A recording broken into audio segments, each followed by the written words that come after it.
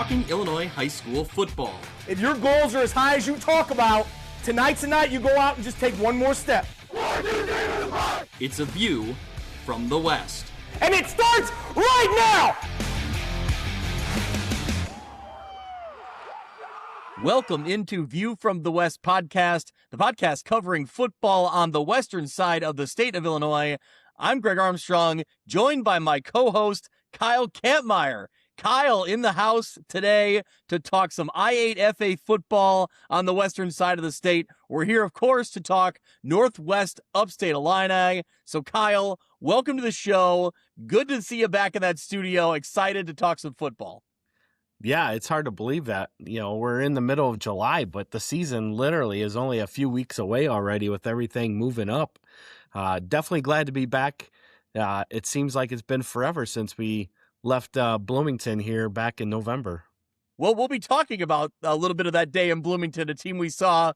We'll be talking a little bit about a team we saw the week before playing in Monmouth College in Amboy, winning a state championship. So when we're talking Northwest Upstate Illini, we're talking some 8-man football. It usually comes with some success year over year for the teams that you cover, Kyle. So we'll definitely jump in and get into all that. Mitch will join us later in the episode when we start talking about the NUIC and everything to look forward to in that conference. But we'll jump in and talk I8FA football to get us started here. Of course, a couple reminders. Go out and check out the episodes we already got in the archives this spring and into this summer. Our last episode, we kind of called it our kickoff to the 2026 season. The things we love about high school football. Kyle, did you get a chance to check out that episode, and did we leave anything out? What else do you love about high school football that maybe we didn't squeeze in there? You guys definitely nailed a lot of things, and I would have to agree with what both you and Mitch had stated. There was a lot of things that I had thought about that I enjoy about Friday Night Lights. There was a couple things you guys brought up that didn't even originally come to mind, like the homecoming stuff, but always a fun time, right? And I would definitely have to agree with Mitch. Homecoming in high school is definitely better than homecoming in college. Yeah, Mitch called it right out and said he had never been to a homecoming at Ambrose. He wasn't shying away from that one. So yeah, he was definitely big on the homecomings on the Friday nights on the high school level. So if you haven't had a chance, go check that episode out. It's available anywhere you listen to podcasts and on our YouTube channel. Of course, we've been pushing it. We've been hitting it hard to like and subscribe to us on YouTube. We're now up to 975, just 25 away from getting to that 1,000 subscribers. That's very exciting stuff. We really appreciate it. We would love to get there by opening kickoff. I think we're going to make it. So that's really exciting. You can also find us on X, find us on Instagram, wherever you follow along. We love your support. Speaking of supporting the pod, there's still time to get involved as a sponsor. We're always looking for new ways to engage and to build up what we're doing here. And we'd love to have you along for the ride. If you have a business you want to promote, you want to partner with us, send us an email, sponsors. You can email us at viewfromwestpod@gmail.com, or donate. If you want to donate, you don't have a business, but you want to support what we're doing, you can donate to PayPal, paypal.me/viewfromwestpod. Any way that you can support the podcast, we love it. We thank you so much for that. Speaking of sponsors, we got to give a big shout out to Breedlove Sporting Goods. Kyle, we're in collaboration with some new merch. I don't want to give too much away, but it's really exciting stuff. We're kind of collaborating with NUIC Football, View from the West, coming up with some new ideas. And hey, when we throw crazy ideas out there, Abby from Breedlove seems to say, all right, we'll make it happen. So we love it. Yeah, no, definitely a lot of fun. I'm excited to see what the final proofs look like. Very excited. Can't wait to get my hands on some new gear, of course, but definitely looking at all of this new stuff that's about to come out. We're also looking at putting our own store together as well. On top of that, there might be some things in there that we might put out that we've kind of brought on over the course of the last year as well. We'll see, but should be a lot of fun. Definitely excited. Yeah, and of course, I should have mentioned, if you're not already, follow along with NUIC Football on YouTube and wherever you listen to podcasts, Spotify. They do a great product hyper-focused on the I8FA, which we're going to talk about today, and the Northwest Upstate Illini. Are you going to branch out a little bit to make sure you still cover some DUPEC this fall as well? I kind of have to, because DUPEC technically is still part of the NUIC, but because of football, they're going to the Big Northern. And with that, yes, we are expanding coverage into the Big Northern this year. And I've also invited Logan to get us more insight from the WIVC specifically, but also other area teams down in the central, southern Illinois parts as well. So definitely trying to get more footprint into this season. And, I have Jay and Joe back on the I8FA side. We're adding Zachary Shimon with Logan on the NUIC football side. So it should be a lot of fun this year. All the names you're throwing out there, a wealth of information coming from those guys. They know their stuff. So, of course, if you listen to our podcast, make sure you listen to their podcast every week as well, because it gives you a little extra insight. What I really like is that you and Logan, and now bringing in Zach Shimon, what I like is that you've kind of expanded not just, NUIC football, or not just 8-man football on our side of the state, but really getting a statewide view of 1A, 2A, and that 8-man. You really kind of bring the information that, maybe fans of our area know their own schools, but they can really learn a lot about the schools from around the state. So bravo. I know it's going to be great listen every week. Hey, I appreciate it. Like I said, I'm just really excited. We got a couple different changes coming this year. Adding more people to our panel as well is going to be a lot of fun for our state rankings. Really looking forward to that as we get more insight. Also working on a different style rating system as well. So hopefully by the time we get things going and a rating system up and running by after week 3, I would say, we'll have a lot more information to put out there. I mean, everybody knows I'm a fan of the HS ratings, but trying to create a different style of rating system, something similar to what Coach Dixon had brought up on Twitter back at the end of the year on how to make a better way to seed the playoff system, looking more in that realm of activity as well. So it should be a lot of fun there too. I was going to make the joke before you just mentioned it. So if you could come up with a good rating system, which I know you can and you will, can you then pass that along to the IHSA so then we can start, using it the proper way? That would be part of the backwards intent, I guess you could say. Okay. I definitely want to have something that we could at least satellite into more information. Yes. Yeah, perfect. Well, I'm excited for all that coverage. We, of course, love that you're here to bring, your knowledge to our preview of the NUIC and 8-man football. So before we jump into 8-man football, we mentioned Breedlove's. We got to thank them. Of course, they sponsor this week's episode and every episode of View from the West.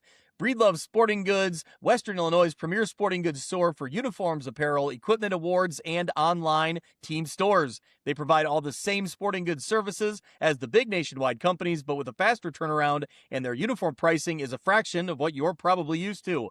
They offer name brands such as Adidas, Under Armour, and Nike, and are extremely responsive with any inquiries. With a primary focus on the western side of the state of Illinois, Breedlove Sporting Goods is the fastest way to outfit your team.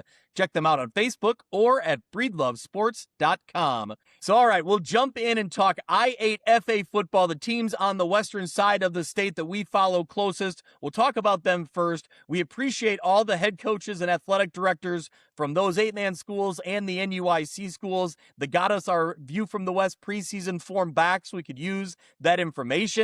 If you're coaches from around the area and you haven't filled that out yet, please do. The more information you provide, the better we can promote your team. Our conference previews are up and rolling this week. They'll be going week by week, going through the different conferences. Next week, we're doing the Lincoln Land Conference, so a lot of schools in there, that we want to get into. We still are waiting for some of those preview forms. If you get those back, we'd really appreciate it.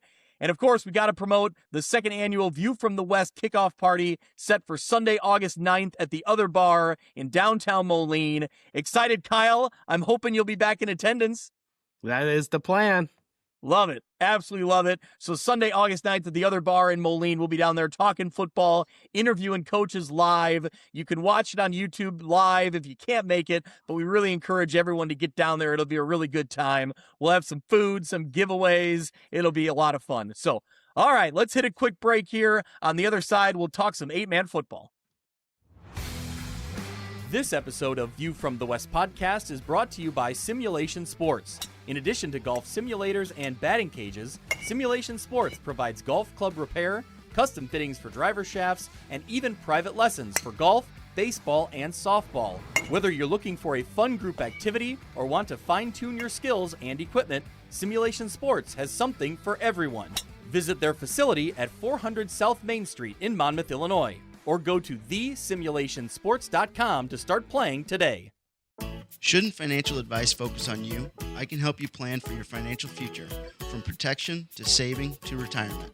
I'm Nate Neighbor, your Modern Woodman representative. Call me at 309-233-2656 or find me on the Modern Woodman website. Get to know your local Modern Woodman representative to plan for your financial future and learn about valuable member benefits. Modern Woodman of America. Touching lives, securing futures. Securities offered through NWA Financial Services, Inc., a wholly owned subsidiary of Modern Woodman of America.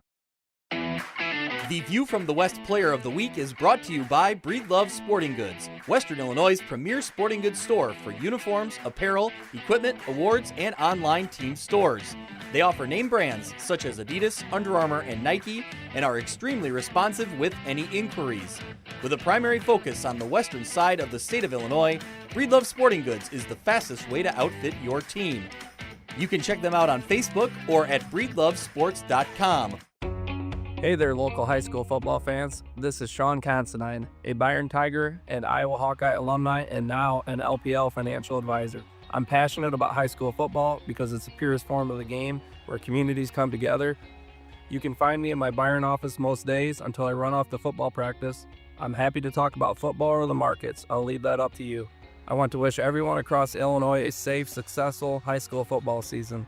Securities and advisory services offered through LPL Financial, a registered investment advisor, member FINRA SIPC.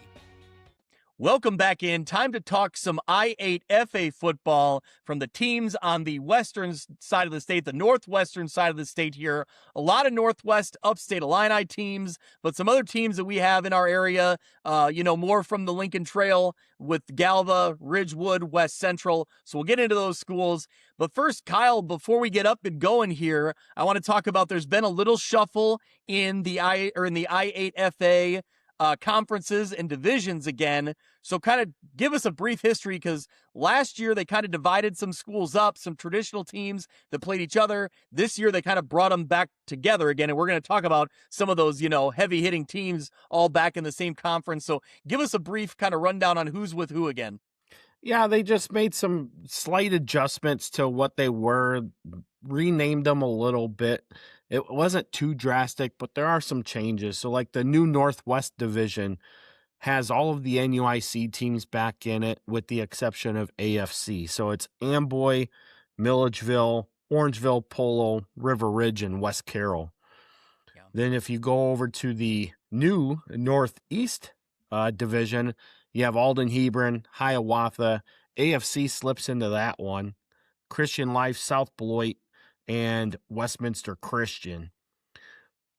And then there's the Central West Division, which was where Amboy was last year. They move out, so the new Central West Division is West Central, Galva, Peoria Heights, Ridgewood, Bushnell, Prairie City, and West Prairie. So pretty much that division is all the same with the exception of Amboy moving out of it.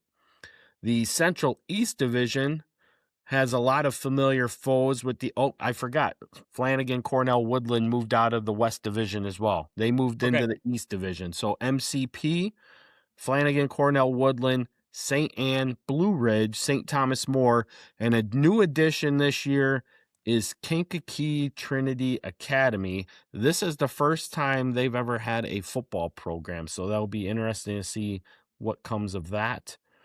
And then in the South Division, they are up to 9 teams. Most of them are still familiar from last season. Pawnee, South Fork, Metro East Lutheran, Meridian, Oblong, Pal Hut, Martinsville, Decatur Unity Christian, and then Cerro Gordo is the new team into the I8FA ranks, and they are also in that South Division. Okay. I think the biggest thing that stands out to me, and Kyle, we were talking about it yesterday through text, is that Amboy, Milledgeville, Polo, Orangeville, West Central or West Carroll, and River Ridge all back together in one division. So it really is, like you said, outside of Ashton Franklin Center, it really is like the Northwest Upstate Illini division of 8-man football. You like that? Because it's a lot of, you're beating up on each other throughout the year, but the iron sharpens iron, as they say too. I do like that. I like the fact that everybody's back together. Maybe Milledgeville and Polo and Orangeville might not like it so much, but considering that Amboy's been at state 3 consecutive years in a row, or 4 consecutive years in a row, winning 3 years in a row. But with that, I do like it. Like you said, it is an iron sharpens iron type of thing. And I think by doing it that way too, we tend to see a better separation of teams when the playoff seedings come out, which if you're a fan up here in the Northwest corner, you like to see our area teams do well. Yeah. Now, obviously, other teams around the state are still trying to catch up. We saw a lot of teams start to make bigger waves last year, such as South Fork. Pawnee was still a player. St. Anne definitely got much more improved. Metro East Lutheran was another team that was more improved. And West Central is starting to come back into the mix and fold as well. So there's definitely a rise up in how the 8-man game is being played as more teams are becoming more used to playing at that level. And with it, I think as far as the NUIC part of it, I definitely enjoy seeing Amboy back in the mix with our area teams. Yeah. Like I told you, I think geographically it makes sense, right? It is exciting to see them all back in the mix together, because it felt weird to kind of have it as a non-divisional game, or they were playing outside of their division to play Amboy, and some teams didn't play Amboy last year, I don't think, based on just kind of the way the schedule shaked out. So I think it's exciting. The only one. Yeah, yep, they had that game against Milledgeville, that's right. So yeah, I think it is exciting to have them kind of back in the mix for that way. It leads to good matchups for us, right? A lot of good talking points throughout the year. So all right, we're already talking Amboy, so let's jump into the Amboy Clippers. So they've been to the state championship game 4 years in a row. They've won it 3 years in a row. So really building a dynasty here in 8-man football. Head coach Scott Payne really has the Clippers playing. I mean, they are the top of the tops when we're talking 8-man football. They've established themselves as the dominant force in 8-man football now in its existence that goes back, is it 10 years? About 8 or 10 years now?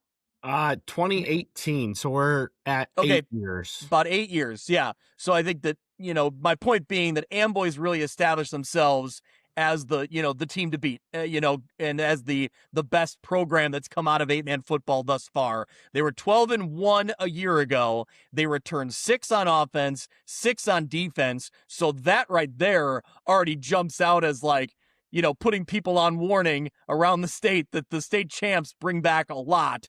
So it's no secret Amboy is going to rely on their physical identity to continue to have success. They want to control the line of scrimmage, establish the run game, dominate up front. That's what we've seen. When they do that best, that's when they're at their best. The big name coming back for the Clippers is Jose Lopez. He had nearly 2,000 yards rushing, 29 touchdowns, but he's not alone. Obviously, 6 coming back on both sides of the ball. Kyle, give us some names that stand out to you that you remember watching that will be back on the field producing for the Clippers. Well, I mean, you got to look at the other members of the backfield, right? Caden Heath had some big play moments. Granted, he was not the lead carry, but still ran for 574 yards and 15 touchdowns. And a lot like Jose, they're not big guys, but they're just hard running backs, which is what you love to see out of the Amboy Clippers. The other running back in that trio is Colt McCoy, so he is back there as well. Didn't have a lot of big numbers. He was used more in different situations, but was able to contribute offensively in a lot of different positions. We saw him take snaps as a QB. We also saw him go out for passes in the passing game, of which their quarterback, Tanner Welch, is back. And when you're talking 8-man football, running offense, the ability to pass, the quarterback is a vital part of the team, right? And that experience is hard to replace when you lose it.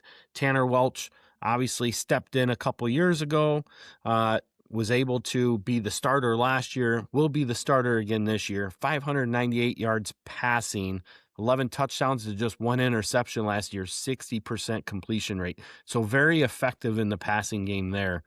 Up front, Trevor Stenzel, the big guard, is back as well, along with the other guard, Logan Ketchum. So when you're talking 6 returning starters on an 8-man team on offense, you know what you're up against, especially against the Amboy Clippers, who pretty much ran roughshod over everybody except Polo in that state championship game.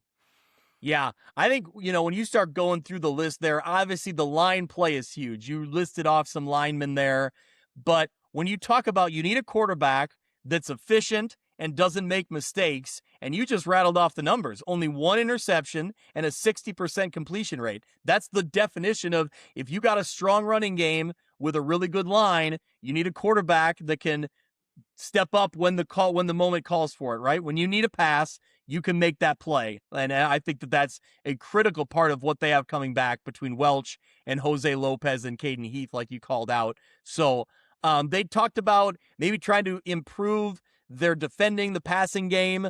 But I think when you start looking at a team that was 12-1 a year ago, they gave up some yards to Polo in that state championship game. They did lose. Was it week 1 that they lost to Milledgeville last year? Yes, that's correct. Yeah. So then they rattled off 12 straight wins. I mean, I think you're kind of getting a little nitpicky when you talk about things you want to improve, and I'm sure they do. They're never resting, but this Amboy team brings back so much that I think that they're sitting really well to be a force we're talking about as a potential top seed going into the playoffs, and a team we're going to be talking about deep into that postseason. Well, and the funny thing is, too, I think Coach Payne forgot one, because Evan Flanagan is on the defensive side of his list here. He also played tight end on the offensive side of the ball. There you go. And he's an all-state player, so I mean... See, that's why we bring you in, Kyle. That is a great insight there. We appreciate it. Coach Payne's trying to hide things. Hide things in plain sight, so to speak. But yeah.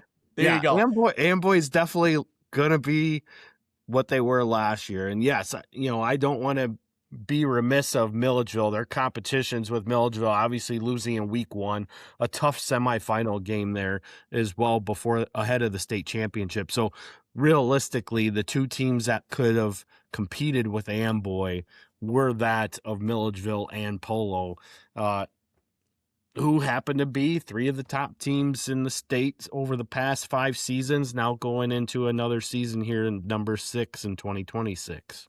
Yeah. So like you talked about, Amboy's biggest opponents over the past couple years, Polo and Milledgeville, both sitting in this same division. So we'll keep moving along here. We'll talk about the Polo Marcos. Ted Alston and his team were 11-2 last year. State runners up. They returned 2 on offense, 3 on defense. So not the big number that Amboy returns, but I tell you, the one big name they return is Mercer Mumford. He did a little bit of everything last year for them, and he's back again. That's a huge piece, that if you don't have huge numbers coming back, if you got a guy like that, that's a great place to start. Give me kind of his details and his numbers, and then who else he's got around him. Well, Mercer was one of those kids, if you remember correctly, he wasn't going to go out for football last year. He was just tired, and then realized that he better go out for football because he knew that he could help impact what Polo could do. And of course, the first game he could play in was in week 3. So you have to remember, he did all these numbers with 2 less games played. Imagine what he would have done if he played all 13 games. And he was still amazing, right? And I got to be careful with that, because his older brother Tucker tells me don't let his head get too big. But all right. But Mercer also knows, there was a play against South Fork And he made a comment on Facebook that I happened to come across, and it was pretty funny. He goes, "Man, that kid can hit, and that other kid just got hit hard or something like that." He was making fun of himself, and Coach Hanlon replied to him and said, "You're one tough player, and a heck of a player at that." So, everybody knows that Mercer Mumford is going to be the impact player that Polo needs. What pieces can they fill around it? They're going to put Jordan Reed most likely at the quarterback position this upcoming year to replace JT Stevenson, who graduated. But with that, you're going to have a lot of people putting additional focus on Mercer.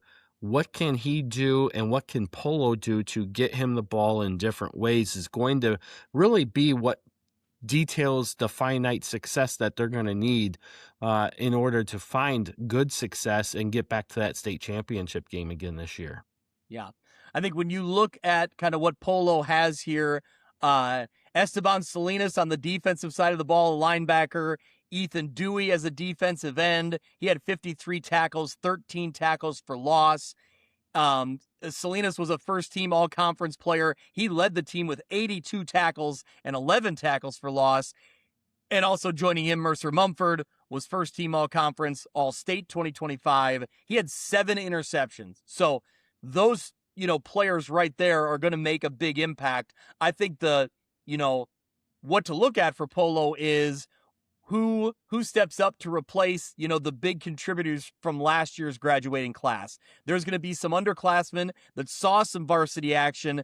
How soon do they step in? How soon do they get comfortable and kind of contribute, on the outside with these big names we've already referenced? Right, Kyle? I think that's the key here is how do they gain experience quickly and use that to their advantage? That will definitely be one of the hardest things. I mean, They did a lot of their offense behind all-state lineman Wyatt Placknell, even at times moving him into a fullback position to be a lead back in certain situations as well. Defensive line-wise, he was the force along with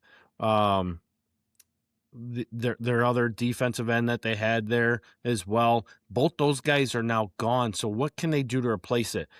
Obviously, Ethan Dewey was definitely a big surprise last year. He's not a very big kid, but he plays fast, he plays physical, and he can get off the line quickly, which in 8-man football is huge. I mean, it's huge in 11-man football as well.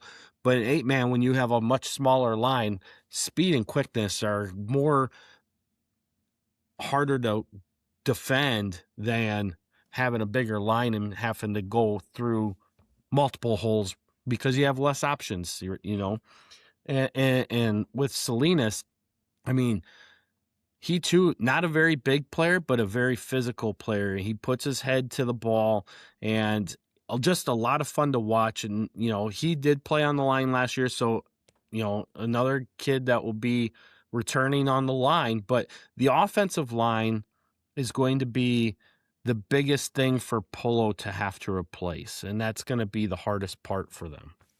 Yeah, they talked about offensive and defensive lines needing to replace a lot of production from that 2025 graduating class. When you look at, though, led by head coach Ted Alston, he's seen a lot of football, he's coached a lot of football. I think that this is a guy who can find the pieces, right? He can find guys to replace. This Polo program is kind of the 1A, 1B to, we talked about Amboy being kind of the trophy carrying, member of the 8-man football division from what they've done in the last 3 years. Polo's right there. Polo's had their fair share of success going back a few years before that in 8-man football. So I think that Alston's experience gives Amboy that little extra nudge or that little extra edge to find the guys. Well, I mean, ever since 8-man expanded out in 2019 to include more teams and then the bigger expansion in 2021, I mean, let's not forget, Polo has either been in the state championship or in the semifinals every single year. They've made 3 state championship appearances, 2 championships, 1 runner-up. They have 2 other games where they've lost in the semifinals, both of them to eventual state champs.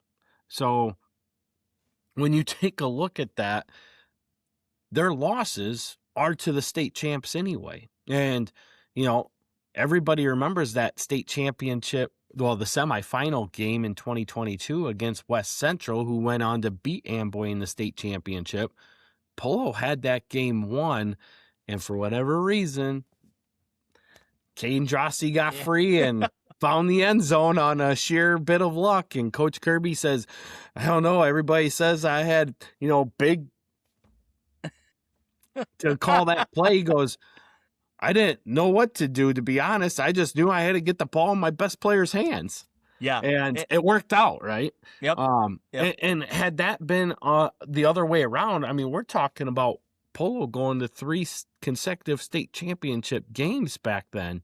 And with that, then the 2024 season and the 2023 season would be their only other semifinal appearances without making the state championship game. But yes, you're correct. They're there every single year. And they're the winningest program in I8FA right now.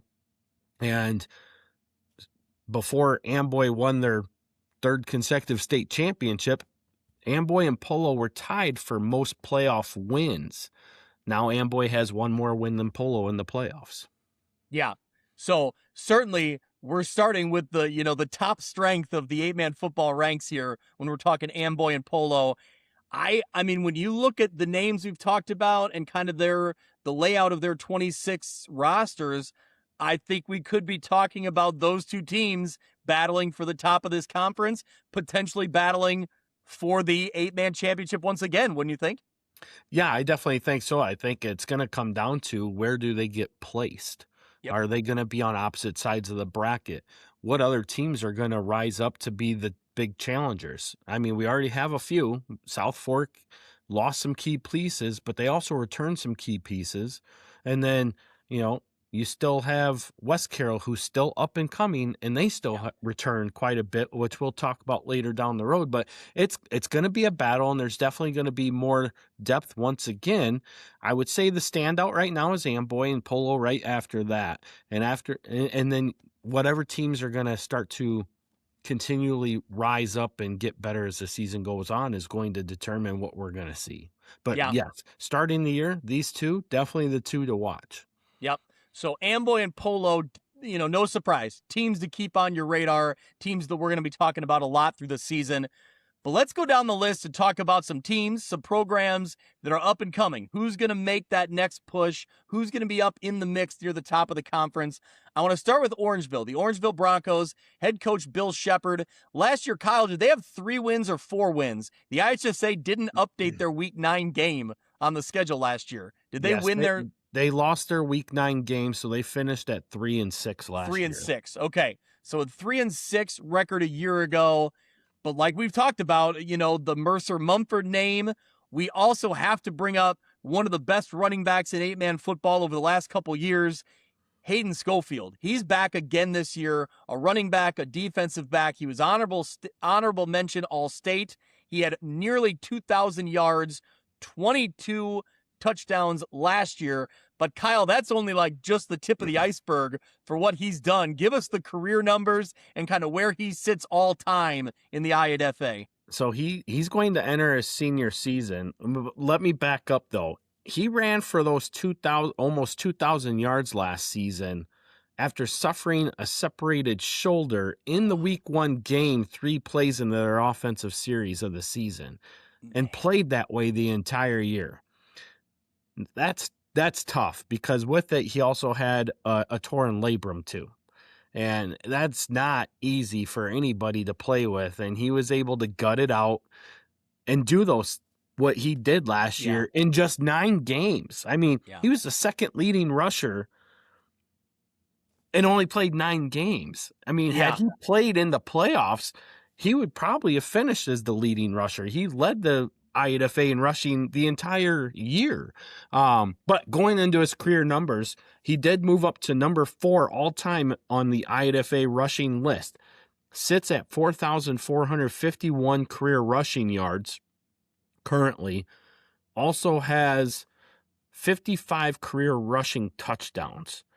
So he needs another, if he can replicate last season or even his sophomore season, He needs 1,653 yards to become the new rushing king in I8FA, which would pass Caden Drosty, who finished his career with 6,103 yards.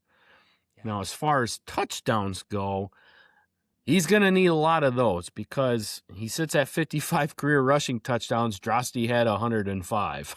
Oh, he might not make that record. Yeah, but the rushing record, he could definitely see happen, provided he gets some good line play in front of him.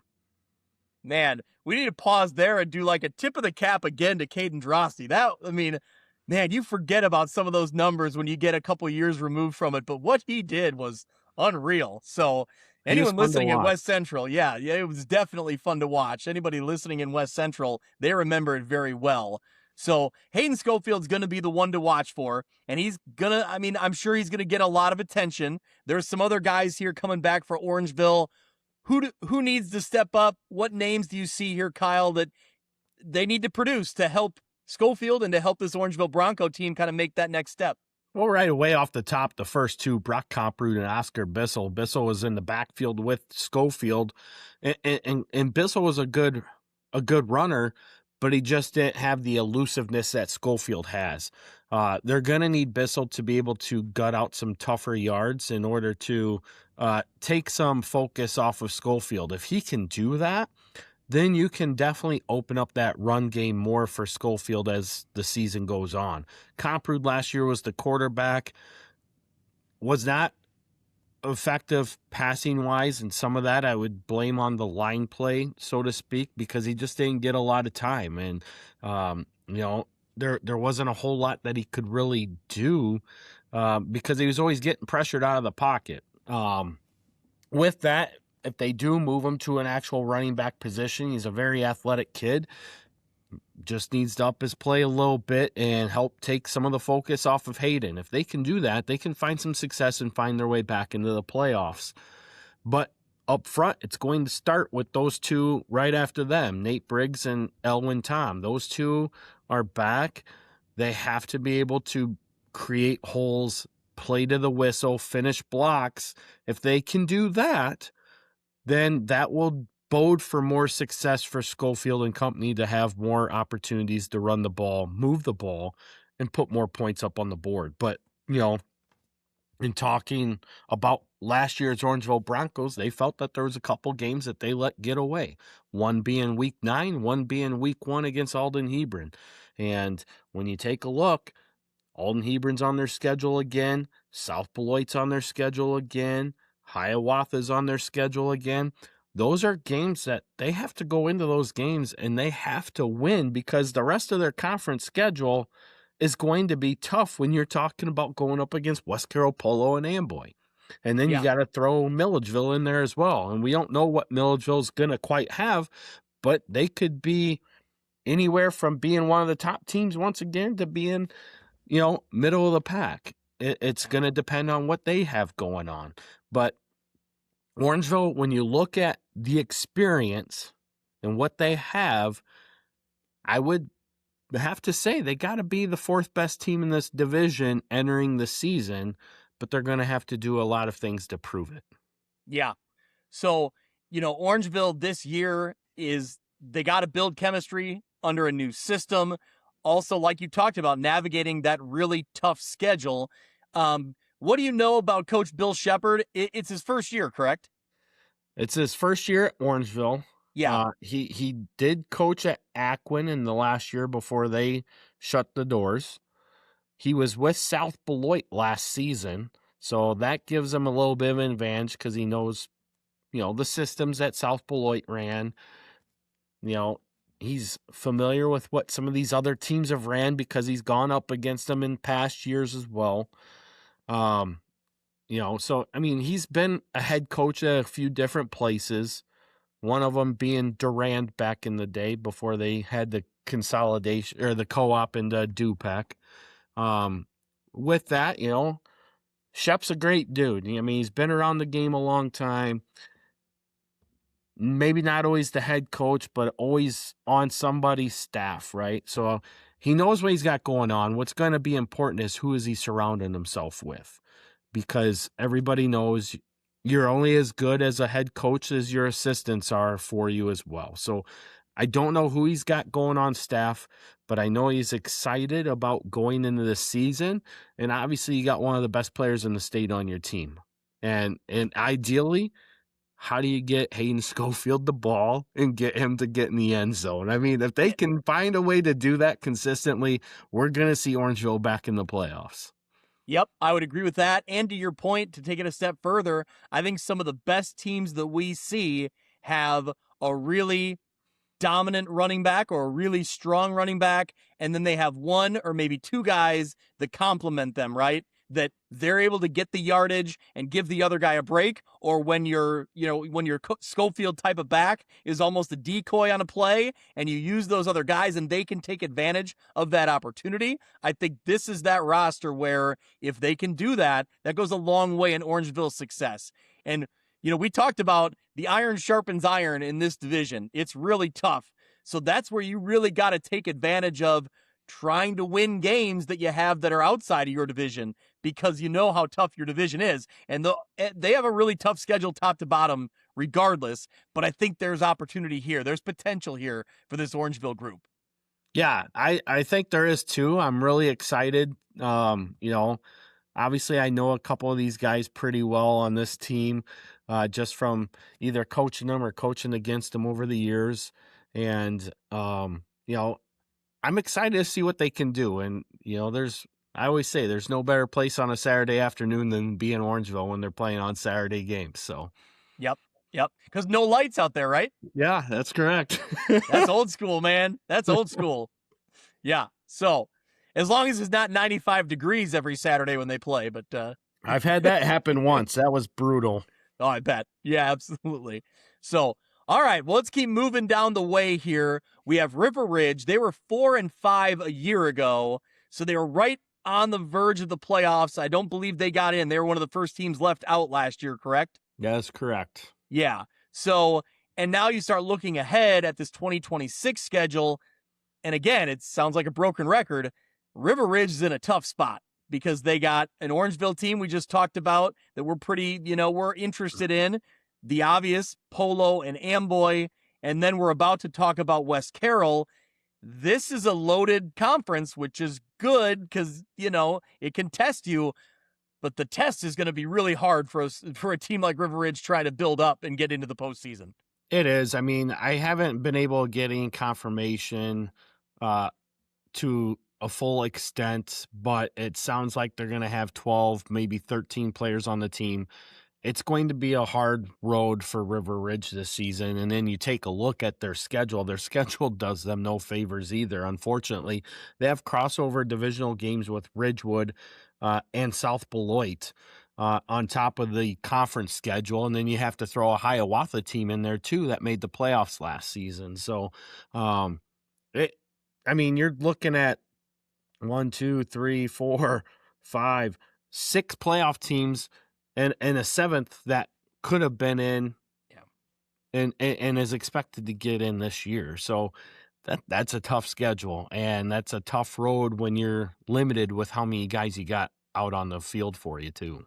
Yeah, hopefully at the very, base level, they can get some player participation because you need, that's where it's got to start. So if numbers are low, we certainly hope they get at least the level to compete and to be out there every Friday night. So, we'll see how that goes for them. You mentioned there West Carroll. So head coach Abelardo Soseda had the Thunder at 8-3 a year ago. And we talked a lot about this program and what Coach Soseda has done.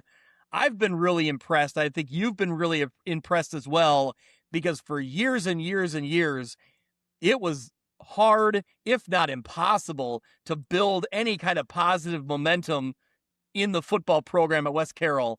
And what Coach Soseda has done is not only, made them a playoff team, but exciting playoff team and really in the mix now. And it's almost like on the flip side, we expect them to be in the mix now.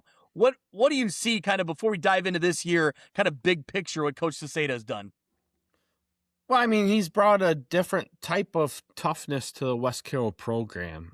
He built off of what previous coaches had worked on, and some of those guys had stayed over and were on his staff, like former West Carroll head coach Michael Bixler. He had been on Sestata's staff, and I mean, Coach S came from Amboy going to West Carroll, so he had that tough love type of atmosphere being at Amboy and then moving to West Carroll. And, he's a military guy. So there's a lot of, things that go about with respect and dedication and determination that he instills in these guys. And the thing is that the players love him. The community loves him. And I mean, he just has so much excitement that he brings to the program that he's got a good group of kids. He had a great group last year. That senior class did a great job of trying to bring West Carroll back up into a different level. And this year's senior class were juniors last year. They were key participants in a lot of their sports, but most notably on the football field last year. And you got a lot of those guys returning this year. That builds a lot more excitement. They know where they're at. They're getting ready right now to go to their first camp. They've never gone to a camp before outside of their own stuff that they've done. And so he's working on getting them to that and just raising the entire level altogether. And you take a look at it, I mean, they've been in the quarterfinals now 2 years in a row, albeit they've lost to Polo both times. So they've ran into the Marcos. But, this year definitely looks like it could be that year where they're not sitting in the quarterfinals. They're going somewhere further. Yeah. And that is going to come on the back of Aiden Buchholz. If Bucky can get going, they're going to have a lot of success. Yeah, well, Aiden Buchholz, running back, linebacker, I8FA, first team All-State. He had over 1,500 yards, 22 touchdowns for his career. He's at 2,610 yards. That places him 15th currently all time, and he's obviously still got some work to do there. But a repeat season of last year, we're talking maybe top 5 all time, potentially 4,000 plus yards. He's been a name we've called a lot, and then the numbers show it. Yeah, absolutely. I mean, he was a little injured at the beginning of the year. I think he had a hamstring issue or a calf issue, one of those two. I can't remember which at this point because it's been so long ago. But he had a little bit of a slow start. But once he got healthy, they started running on behind him, and he was able to do some big things for West Carroll. Now, the great thing is down there in what Coach S says are key newcomers is sophomore quarterback Brody Smith. He was able to taste a little bit of what it was like to be a quarterback at the varsity level last year, threw for 222 yards and 3 touchdowns in a backup role. And some of it was just more so experience, but he's got a big arm. He can play the quarterback position really well.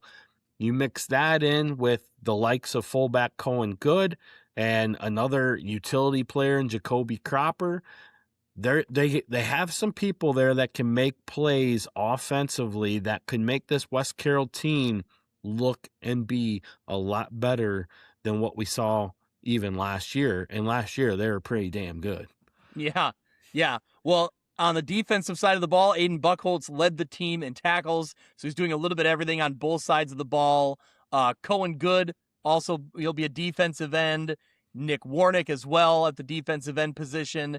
Xander Urilis at nose tackle, and Aiden Lear as a defensive end. So some names there to watch for on the defensive side of the ball. But I think overall, Coach Sestata likes, the two-way contributors that he has coming back. That is a strong group of football players that can have an impact on both sides of the ball. So obviously staying healthy, and then he mentions a lot about playing disciplined football. So knowing your role and playing, your role within the team and having success. But, they'll have to compete with the teams we've talked about. Amboy, Polo, potentially Milledgeville, Orangeville.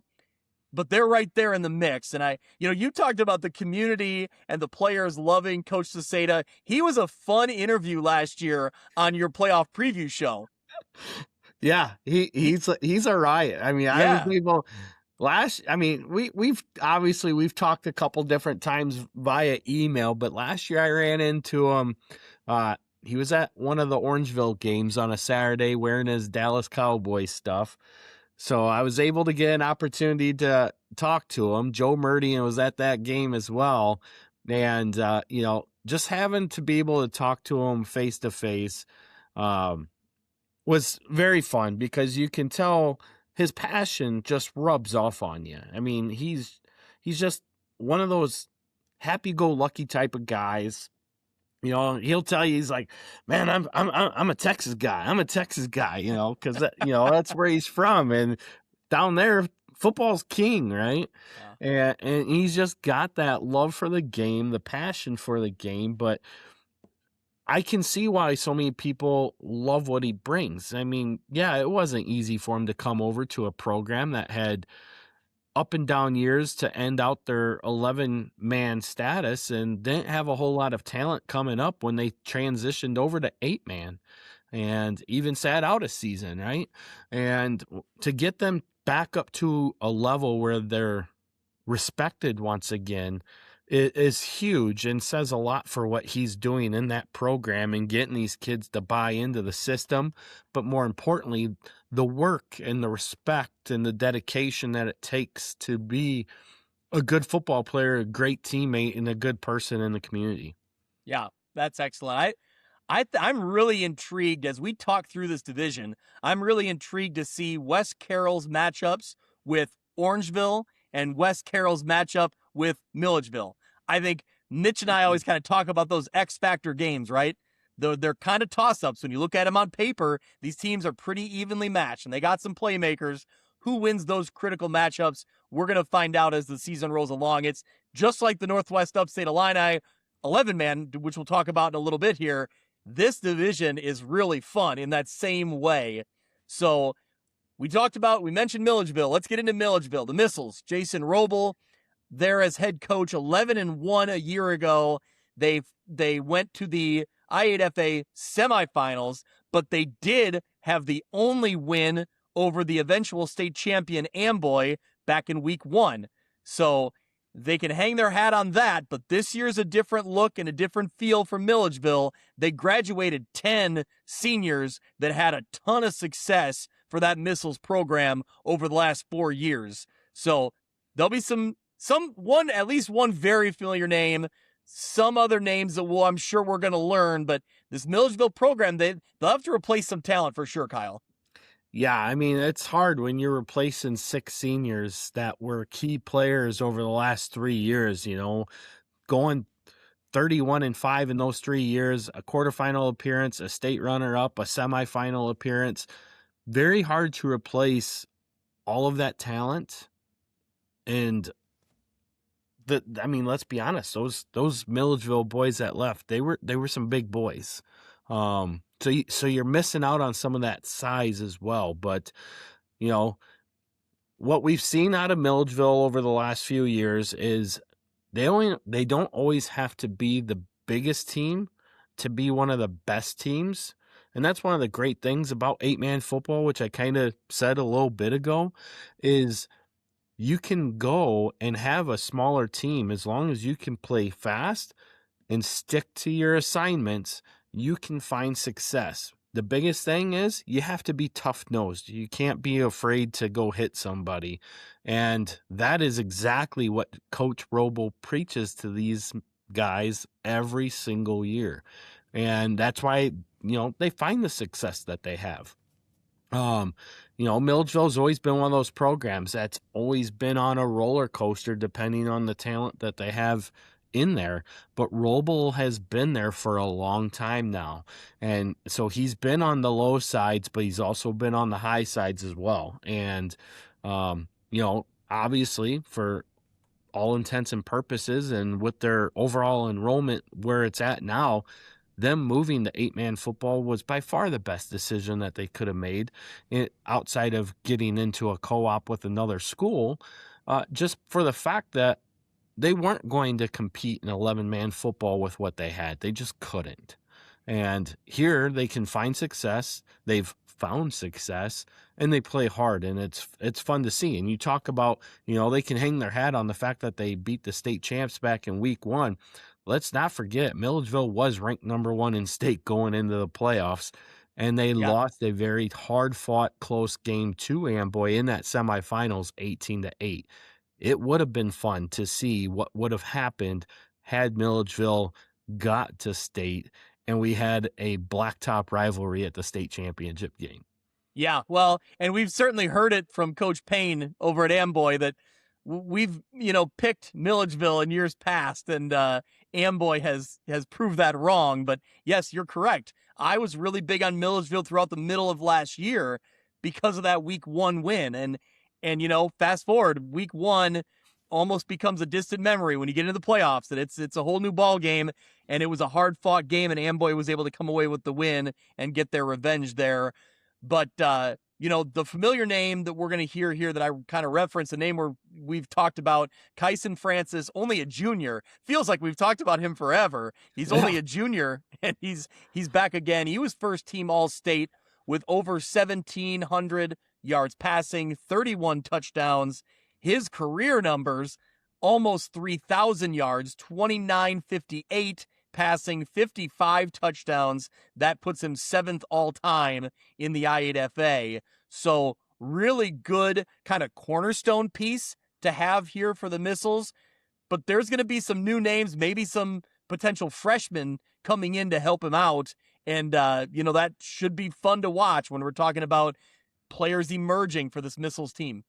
Well, it's one of those things. You sit here and you talk about like some of these past names, and you look at some of these upcoming freshmen, Bramley Nye, Camden Francis, which is Kyson's younger brother, Cashton Johnson, who was Connor's younger brother, and Kaysen Johnson before that, it's really cool to see. And of course, I don't want to forget to talk about Jaden Promenschenkel, because he was a key piece to their defense last year, and now he's going to have to pick up some key parts on the offensive side of the ball too, going into his senior year. And then Ian Rayhorn returns on both sides of the ball too. So that's the experience that they got. Now they're going to have to fill in with some others. So you got Parker Saunders, you have Wyatt Ebersol, Jackson Miller and Colton Stiles, their sophomores, are going to have to fill in key spots on the offensive and defensive lines too. So, I mean, you have a little bit of a mixture. You only have 3 seniors. Going to be a young Milledgeville team this year, and it really, a lot's going to determine what they can do to get up to speed fast, and albeit not that they have an easy schedule, but their first 3 weeks are going to be a great opportunity for them to put stuff together, because they open up with Galva at home. They go on the road to Christian Life. They go on the road to Orangeville before they have to host Polo in the Battle of the Blacktop. And after that, they have a bye week, so they get a week to recover before they have to take on West Carroll and Amboy. So quickly, before I forget to mention it, talk about the bye week, because the I8FA adjusted their schedule the same way that the IHSA adjusted their schedule, but they did not change their playoff structure. So that left an extra week in there. So give us the insight on that, because I did not know this. Yes, that was something I was not aware of either. I mean, I've had this master schedule for the better part of the past 5 months or so, but I didn't really look into it too much back in January or February whenever I got it. Yeah. But yes, what the I8FA did is, because IHSA, the football rules start practice on August 5th. I8FA, because they are technically members of IHSA, are also starting and able to start football on that exact same date. So to coexist with the IHSA schedule, they threw in a bye week for each of these teams throughout the course of the regular season, because their playoff structure is not changing to where they're going to have an additional round of playoffs. So they just built it into their schedule instead. Yeah. So, I mean, in a way, it makes sense, because now their first round of the playoffs matches up with the round of 32 in the IHSA playoffs. Yep, that makes sense. You talked about Milledgeville opening with Galva. We'll talk about Galva in a minute, but they're kind of an interesting story to keep your eye on. So that's an intriguing week 1 matchup there in the I8FA. One more name I want to mention, Max Remmers, a freshman from Milledgeville, could be a name to keep your eye on. It seems like people are excited about him. How much, he'll jump in as a freshman, we'll find out, but with the team being young as is, there may be opportunities for him. Well, that, and they from what we've heard, probably the most talented of that freshman class, which is also a very talented group on top of that. So it'll definitely be interesting, as you said, to see what kind of impact they're going to have as freshmen. It's going to be hard, obviously, because you're still just a freshman going up against juniors and seniors. But can they build up to that and do it relatively quickly? I mean, it's one of those years where Milledgeville might not be as successful as we're used to, but we could still see some success from the missiles. But I think it's even more important that they continue to, 1, stay healthy, of course, but 2, continue to build and develop as the season goes on. And as long as they can do that and see continued growth as the season goes on, I don't see where they could miss the playoffs, but they could be right there on the playoff bubble all at the same time. I think that they have an opportunity to, really be in that playoff picture anyway, just not where we're used to seeing them at.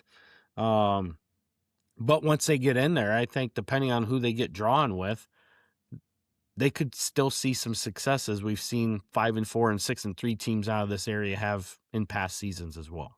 Yeah. I mean, a lot of that unknown comes from, we're talking about freshmen, like you said. So that's part of the unknown. And I think that what will be interesting to follow is how they develop through the season. This Milledgeville team may look a lot different, come week 9 or potential week 10 compared to where they start because of, kind of the youth that they have out there. So should be an interesting group to follow. So, of course, Kyle, before we wrap up our coverage of the Northwest Division here, we got to put you on the spot. Who's your favorite heading into the season? Who's going to be winning the division? I mean, you'd be hard-pressed not to say Amboy. I'm not going to lie. I mean, look at the amount of talent they return. I mean, we talked about it last year when we were leaving Monmouth College.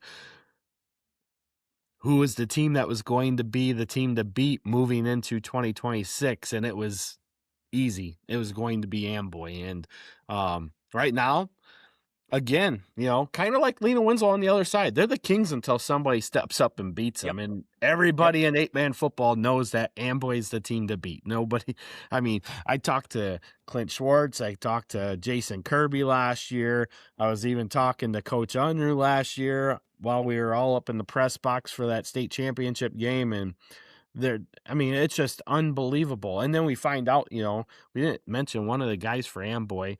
It was a freshman last year that just stood out, Ian Hassler. He'll be a sophomore this year. Big name to watch, both on the offensive and defensive lines for the Clippers. I think he is going to be a big impact player that will be one of those pieces that they were, quote unquote, missing, that will fill in and do just fine. Yeah. Well, they said their strength would be up front. They're going to be physical up on the line like they always have been. So that'll be a big part of it. So yeah, I'd love to have a hot take here and really try to create some buzz, but I can't do it. As we joked earlier, I've made the mistake of picking against Amboy before. So I'm not doing it this time. I think that for all the reasons you said, I got to go with Amboy at least to start the season here. So it'll be interesting to see it play out, as it always is. I think having all those schools back together in that division makes for a lot of fun, makes for a lot of good matchups week in and week out. So we'll see how it all plays out. But I would agree that I think Amboy's the favorite heading in. All right. Before we wrap up our 8-man coverage, let's move to the Central West Division. And not to be confusing, but West Central is in the Central West. Yeah, very interesting, right?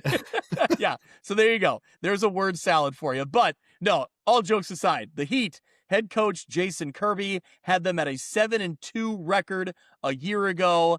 They return a lot of valuable experience on both sides of the ball. Several players had a lot of meaningful varsity reps, so that's great starting with. They want to improve on the defensive side of the ball, and they obviously staying healthy and developing the players that are on the younger side of things. That's kind of some of the keys heading into this season. But Kyle, when you look at some of the names along the way here, the impact players, Colton Spence at quarterback, Graham Kelly at fullback, Aiden Garner at a tailback, and then a couple offensive linemen, Caleb Cook and Davion Price on the offensive line. I think, when you start looking at what West Central's done the last few years and looking at the division as a whole, I think this may be one of the early favorites, not to spoil the whole conversation because there's other teams I'm excited about. But I think on paper and what they've done in recent years, this is a team that you look at and think they could be in the mix to win the division. Yeah, I mean, you'd be hard-pressed not to say that. I mean, obviously, we haven't seen much success out of BPC and West Prairie. The most success has come out of Ridgewood. And, of course, when we get to it, Galva is definitely a team that we're going to be watching along with Ridgewood. But when you take a look at what West Central has returning, they return the most out of all these teams, and you got some great pieces there. And like you said, they were 7-2 last year, really 7-3 because you got to count that first round playoff loss as one. Sure. But that they lost to West Carroll in the first round of the playoffs, and they lost to West Carroll in the first week of the season as well. And then their other loss was to Amboy. So they were right there in the thick of the conference race until they faced Amboy. Unfortunately, they did get throttled in that game, and West Carroll did a number on them in the first round of the playoffs, but they were a young team, and it was kind of expected because even last year, Amboy was the team to beat. Everybody knew it, and the only other team that we were really talking about most of the year was Milledgeville, and then we started to see Polo come up, and that's going to change this year. Like I said, I mean, yes, Amboy is obviously the team we're talking about, but West Central is definitely, especially with Graham Kelly. I mean, that kid was a difference maker last year. I can't remember, was he a freshman or sophomore last year? Either way. I don't have his, either way, he was young, right? You got another year of experience here. I mean, he's still, even if he is a junior now, he still has 2 more years of football under his belt. And if he was only a freshman last year, he's got 3 more years. And he was that much of an impact player for them last year. So another year older, with all these guys coming back, and Coach Kirby has had a lot of experience at a lot of different stops. I think he's got more stops on his resume than any coach in the I8FA right now, which just means that he's been at a lot of different places and seen a lot of different things, and now he's here, and he's a state champion coach. He knows what he's doing, right? Yep. I am excited to see what the Heat can do because you get down there in Biggsville, and it's a very proud community, and rightfully so. Yep. Couple newcomers or maybe some players to watch. Gage Troutman is a junior. Jackson Rygard is a junior as well. Both players expected to provide contributions, and that's a key part of things is getting some new names, some newcomers, or some names that maybe had a lesser role in years past, jumping in and becoming those guys on the defensive side of the ball. Davion Price, who we referenced on the offense, he'll be a linebacker. Graham Kelly, who you talked about, will be a linebacker along with Cooper Gibb. Defensive backs, Blake Ricketts, Colton Spence, Noah Johnson on the defensive line, some names there that will have an impact for the Heat. But yeah, I think when you start looking through the division, I think they're a team that could be in the mix here, talking about winning the division. The other team that I want to talk about that I think that I'm pretty excited about based on what they did last year and kind of what they're growing into is the Galva Wildcats. So head coach Zach Anderson for the Wildcats led them to 5 wins last year. They lost in the first round of the playoffs to South Fork, but back again this year for them. Their big impact player was MJ Lauk. He was literally listed as quarterback / wide receiver / running back. So we got our own version of Cordell Stewart here, / for the Galva Wildcats. So, and hey, and it's for good reason why he's listed in all these positions. He had about 5,000 rushing yards. He had another somewhere between 200 and 300 yards receiving, and he threw for about 400 passing yards. So, holy cow, 5,000 rushing yards. Sorry, 500 rushing yards. That would have been a really, really great season. He had a good season as is, but no, 500 rushing yards. He had 15 total touchdowns. He also had 2 kick returns for touchdown, a punt return for a touchdown, 1 interception return for a touchdown. This kid found the end zone no matter where he was at, Kyle. So yeah, no, absolutely. A huge impact player, right? A utility type player here for Galva, but definitely the kid that was the go-to for this Wildcat offense last year. And definitely a huge impact to what they can do and what can definitely be something to look forward to going into 2026. Yeah. So he's a huge impact player on the offensive side of the ball for them, that being MJ Lauk. You also have on the defensive side, Ben Burris on the defensive line, had about 30 to 40 tackles last season while anchoring that defensive line. I think the biggest thing, Kyle, for this Galva program is just kind of last year was kind of learning how to win, learning that confidence. And now that you have it, I think regardless of kind of who was there last year, who graduated, who's in now, these players in this program saw the success. They saw what's possible. And I think when you have some pieces there to keep building, that confidence goes a long way. Oh, yeah. I mean, that's what gets you licking your chops, wanting to get back out there and work even harder yet, you know? And when you start seeing that, what Coach Anderson's doing, and you start believing in what's going on around you and your teammates start coming together as one, you're going to do anything you can to help your teammates out because you don't want to be the failure in that missing link in what's going on around you. And it just raises everybody's level of play. And that's exactly what we're seeing out of Galva. And, you know, you made the playoffs, and now it's, what can we do more? Can we build on a 5-5 record? And can we get even further yet, get a higher seed? And, you know, now let's try to make it to the quarterfinals and see what happens. And, you know, I think Galva is in that position where, you know, we take a look at the list of the top 20, right? And granted, we're just going off of recent history. So I think some people are thinking this is our official state rankings to start the year. It is not. This is not a state ranking, but we had Galva listed as the 20th of the top 20 teams to watch going into this year. Yeah. And we've already heard that they're too low, which is fine. That's great. Yeah. I mean, that's really why we put it out there. We want to get some more feedback and see what we have. But there's definitely a lot of upside to this Galva team and a lot of excitement around the program going into this year based off of what they did last year and with the amount of people that they got returning back this year. Kyle, it wasn't me that sent that message on social media, but I agree with them. I saw the list and thought, ooh, Galva at 20. I want them up higher. I think that they could be. I think they could be up higher. So, and now they have the chance to prove it, right? That's kind of what the idea behind those preseason rankings is, you know, prove us wrong. So, that caught my eye too. Actually, I thought that they could be moved up a little bit. I think the big thing Coach Anderson talked about, and it seems simple, right? But for a team that's trying to keep building, it's just clean up the fundamentals, and you have to execute consistently, right? If you're going to win those games, those tight games, it's that being there, play in, play out, making the plays, continuing to improve, build on last year, and then build yourself within this year. I think this is a program that has a lot of excitement around it, and for good reason. I think they got a little taste of it, and I think there's more that could be coming this year. I'm excited to follow along with them. So we ask every coach if they have any fun tidbits or fun notes about their team. So Galva started a new tradition here, thanks to Coach Anderson for letting us know.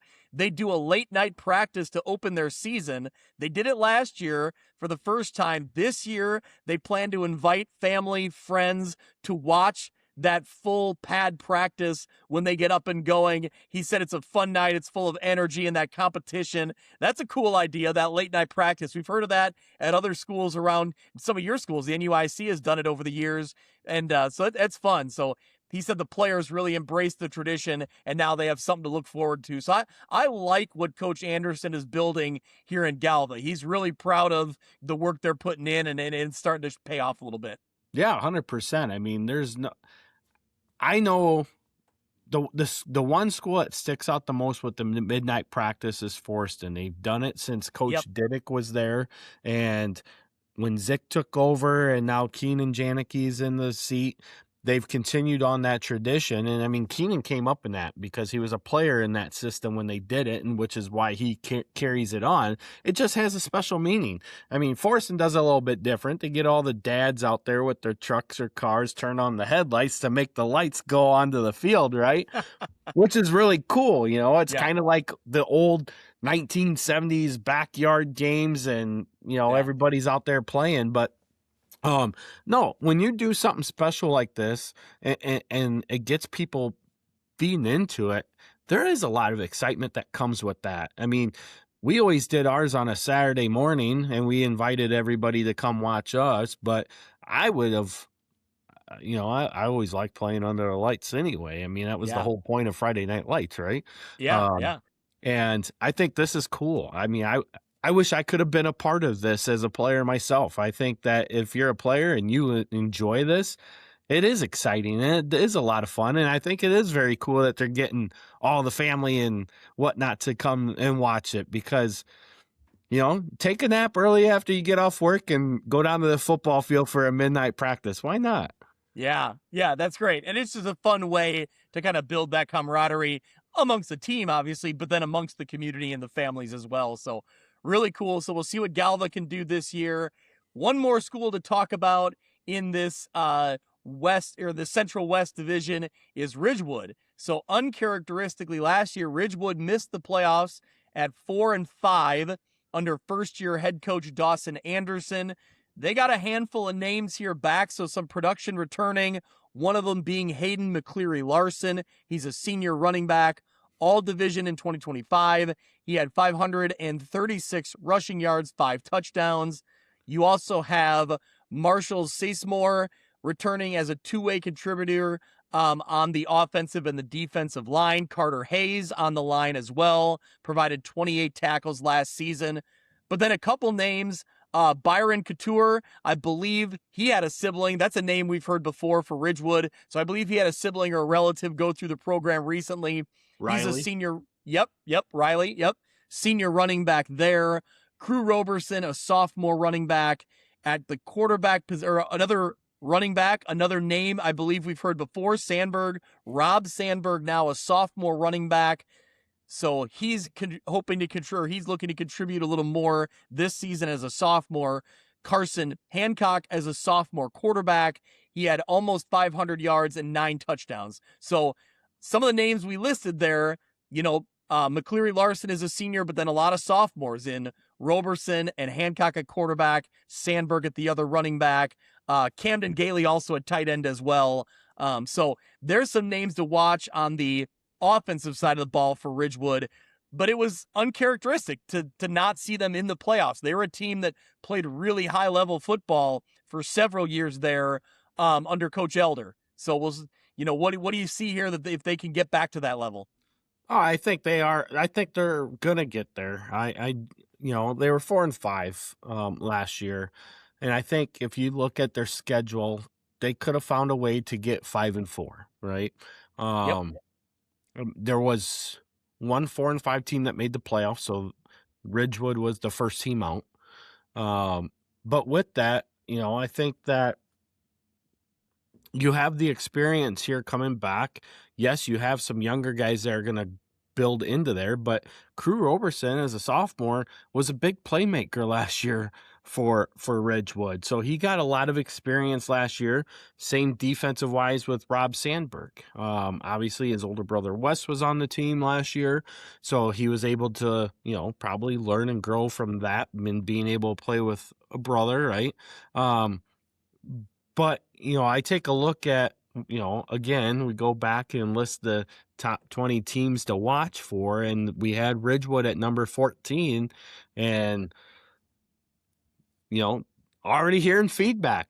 Ridgewood needs to be higher. So again, another program with a lot of excitement here, and rightfully so. You have a lot of athletes here that are going to change this program and get them back above the hump and get them into the playoffs. And looking at their schedule, I can't see why they wouldn't. I mean, they are going to have a tough schedule. They have Polo on their schedule. Obviously, they have the conference game with Galva and West Central. They had an FCW team on there, which was in their division last year, moved out this year. And then the last game is against South Fork, who is going to be probably the top team in the South Division once again this year. So is it an easy schedule? No. Do they have an area where they could pick up 5 wins? Yes. Are they going to have to maybe pull up an upset to get a 6 win? Yes. Is it possible? Yes. So rightfully so. A lot of excitement for this program, and I am expecting to see Ridgewood back in the playoff picture. Yeah. Well, I think a big game for both schools will be that Ridgewood-Galva game. It was late in the season last year, and Galva was able to come away with the win, get themselves into the playoffs, and that essentially knocked Ridgewood out. So I think that this year that rivalry is going to exist and be very relevant to how things shake out. I mean, for Ridgewood, it's, no secret what a lot of teams say. They need to get back to their identity and, return to the fundamentally sound football, balanced rushing attack with multiple backs sharing the workload with those names we talked about. So that'll be a key, and we talked about it with other programs earlier in this episode already. You got to have that good mix, right? You got to have guys who are ready to step up when their number is called. So if those guys are there and ready to do it, I think that Ridgewood could be in the mix here, but it's going to be a fun division to follow along with. So we've talked about the schools from our area, that being West Central, Galva, and Ridgewood. As we talked about early in the show, they're joined in that division by Peoria Heights, Bushnell Prairie City, and West Prairie, a little bit farther outside of our coverage area here. But I think, Kyle, the winner of this division is going to come from one of the 3 teams we just talked about. I totally agree with you. I don't see why it wouldn't. I don't think that there's enough strength within the division for it not to come out of those 3. I know that, Bushnell Prairie City is looking to improve drastically this year as well. I haven't received a whole lot of information from them yet, but I've already seen some comments floating around that, they're looking to have a good season or build on last season, I should say. And maybe they will. I mean, historically here in the recent years, they have not been a strong opponent, so to speak, but they have been in the playoffs. Of course, they got knocked out in the first round when they went, which isn't a bad thing, but, you got to get there, right, in order to give yourself an opportunity. And every year, 8 teams are going home in the first round. That's just the way it works. But you got to be able to get there first. And, I think you're right. I think that I think West Central would be the leader right now. If you have to go off of the experience, I think Galva does have the edge over Ridgewood. But like you said, that was a tough game, and you're right. Now that you mentioned it, I recall that game. Last year I had Ridgewood slated to win that game and projected to be in the playoffs, and Galva came through with the upset. So very interesting. I was on the Galva hype train last year, so I had called Galva to win that game, and they followed through with it. So hey, you knew what you were talking about. I got to brag about the times I get it right, because I get it wrong a lot of other times. So we talk about the ones you get right? So yeah, absolutely. I mean, we all get things wrong. It is what it is. I mean, we're sitting here, not really throwing darts at a board, but we're trying to put the best information we have available to us out, right? Yep. No, yeah, absolutely. Well, okay. Speaking of predictions, I'll put it out there. I think, like you just called out, I think West Central is going to be my early season pick here to win the division. But I think Galva and Ridgewood are knocking on the door. I think they're right there. And I think it'll be interesting to see how those matchups play out. And it'll be interesting to see how their non-conference schedule shakes out as well, how they do outside of their division. So, but I like what West Central has coming in, and then we'll see if Galva can kind of break through, or if Ridgewood can bounce back and break through. Those would be my next two up. So, yeah, I agree. I mean, and you take, like we said already, you take Amboy out of that picture, and West Central was the division champs last year, and they return a good nucleus. So there's why wouldn't you pick West Central to be the champ this year with the way things have kind of realigned themselves? I mean, most of this division is the same with the exception of Amboy and FCW moving out into other divisions this year. But I do like the fact that Galva and Ridgewood will be competing for those opportunities to be back in the playoffs. Yep. Well, and it's like we talked about with the rankings and the ratings. If you don't like where you're at right now, you got a chance to change it. So that's what we play 9 weeks of football for. So 100% right there. Yep. All right. Well, should we take a quick break and then get into the Northwest Upstate Illini 11-man football here? Yeah, let's go. Take your quarterback play to the next level. Train with Dean Passing Academy. Learn directly from Braden Dean, former Rock Ridge standout and the Midwest Conference Offensive Skills MVP at Monmouth College. At Dean Passing Academy, quarterbacks receive elite instruction focused on mechanics, decision-making, and game-like situations pulled directly from film. Serving the Quad Cities metro area and beyond, call 309-798-1094 to learn more and schedule your training today.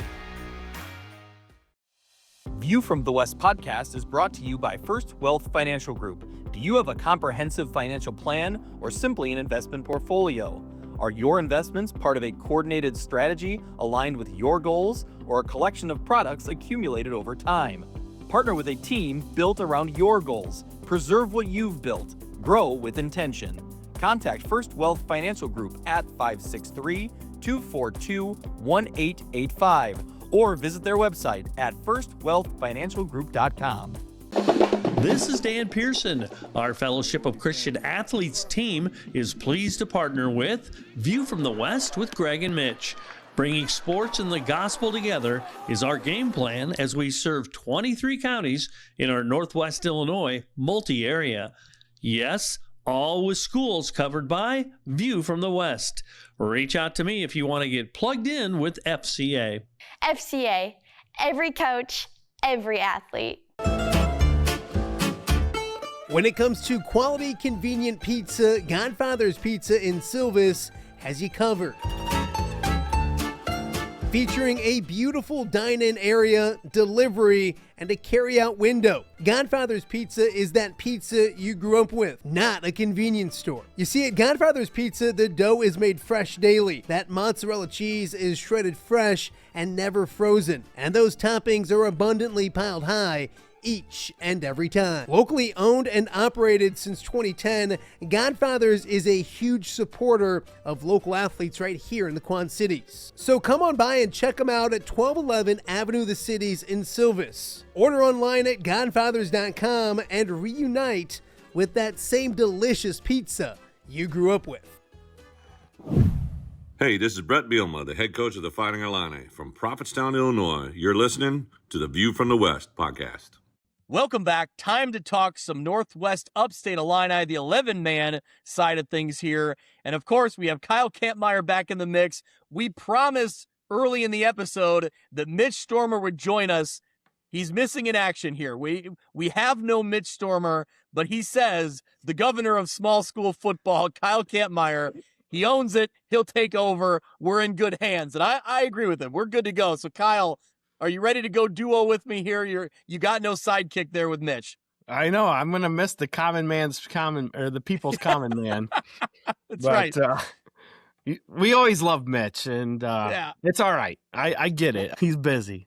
Well, and if people remember, and Kyle, you I'm sure remember, in last year's episode for the NUIC preview, it was you and Mitch on the show, and I was stuck in Des Moines at state baseball, so I couldn't be on. So you guys did that one on your own and, got it done. So now this year it's me and you. So every year is a rotating, between Mitch and I, but you are the common thread here on this episode.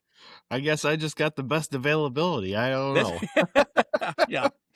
All right. Well, we jump in no particular order here, but we'll build up maybe some suspense near the end. Well, so let's jump in with Eastland Pearl City. Head coach Jared McNutt last year had them in the playoffs at 5-4. They lost a great game to Farmington. Kyle, that was a game that we always see a 5-4 NUIC team. They can be dangerous in the playoffs, and Eastland Pearl City almost proved you correct. They gave everything Farmington could handle. Farmington did come away with the win on a late field goal to get that win, to seal that home victory. But Eastland Pearl City showed a lot in that game. They were the very physical football team, and I think they really impressed a lot of people. You knew what they had. They maybe impressed a lot of other people around the state.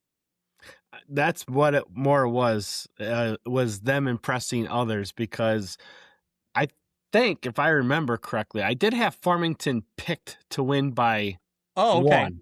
Okay. But yeah, that's where the talking point started to lie, was there's no way Farmington's only going to win by one, and they won by two. Yeah.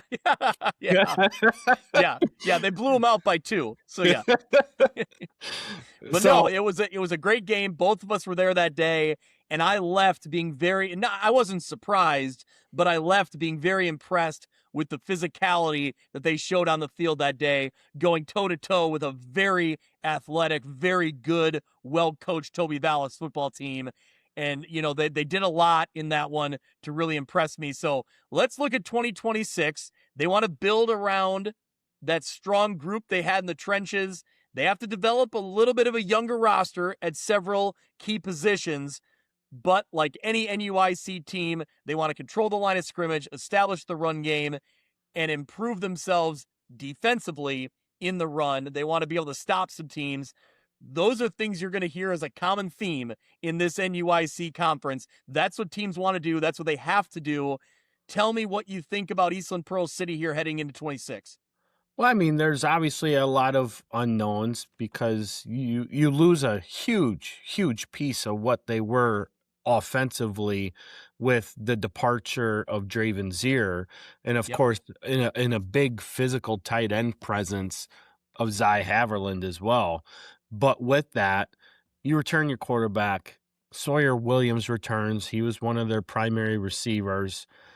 You have another receiver in Bryson Vagley, who can also move into a tight end position and kind of backfill where Haviland departed as well. So you have pieces there. It's going to be what else can they get in there to help solidify what they are missing. Obviously, Coach McNutt's been around the game for a long time. And EPC has always been a team that used to be a very tough team, still are a tough team, but I meant by me saying tough, I meant like conference championship team. They have not won the conference since 2018, but they've still been a thorn in teams' sides because of the fact that they do play very, very physical football. Yep. You talked about the quarterback. Deacon Hoffmaster is back, 646 yards passing, 8 touchdowns. Good to have him as kind of that foundational piece, or that kind of cornerstone for an offense that will be replacing some pieces. The other names you mentioned, obviously, but then also Desmond Moore up on the offensive line, Clayton Downs on the offensive line. On the defensive side of the ball, you'll have Downs at a linebacker, and he'll be on the also have Brogan Keltner on the defensive line. You have Sawyer Williams, who you mentioned. He'll be a defensive back along with Vagley, also as a defensive back. So those are some of the names on the defensive side of the ball. Some newcomers, some names to watch on both offense and defense. Eli Baker, a fullback and a linebacker, someone to pay attention to Parker Allen, a running back and a defensive back. Keegan Love on both sides of the line. Colton Gronwald also on both sides of the line. Lucas Bremer as a linebacker as well. So a lot of those newcomers we just mentioned, a big key to their success will be developing quickly. I know we talked about that, but not only developing, but playing and improving consistently, as the season goes on. So I think that there's a good foundation here, especially with what you talked about. Head coach Jared McNutt has seen a lot of football, coaches a good brand of football out there. But like we talk about every year with a lot of teams, they're in a tough conference. They're going to be tested week in and week out. They know that. So what do they got to do, Kyle? What do you look at for this Eastland Pearl City team to take the next step, to find 6-7 wins somewhere in there? Well, I'm taking a look at those key newcomers, Eli Baker and Parker Allen. I mean, they're both good athletes. They're both going to be in running back positions.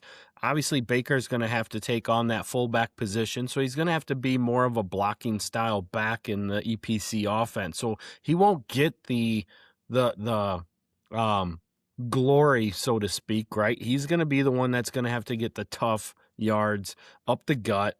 But he's going to have to take on the responsibility of being the lead blocker for whoever's going to come out of that backfield, which looks like it's going to be Parker Allen. And Parker Allen's a great athlete, and he hasn't really had a whole lot of experience at the varsity level on the football field, but he has had varsity experience in other sports. So playing varsity isn't going to be something relatively new for him, just new on the football field. So I don't think he's going to have a lot of anxiety that you get out of a lot of new first-time varsity players, if that makes sense.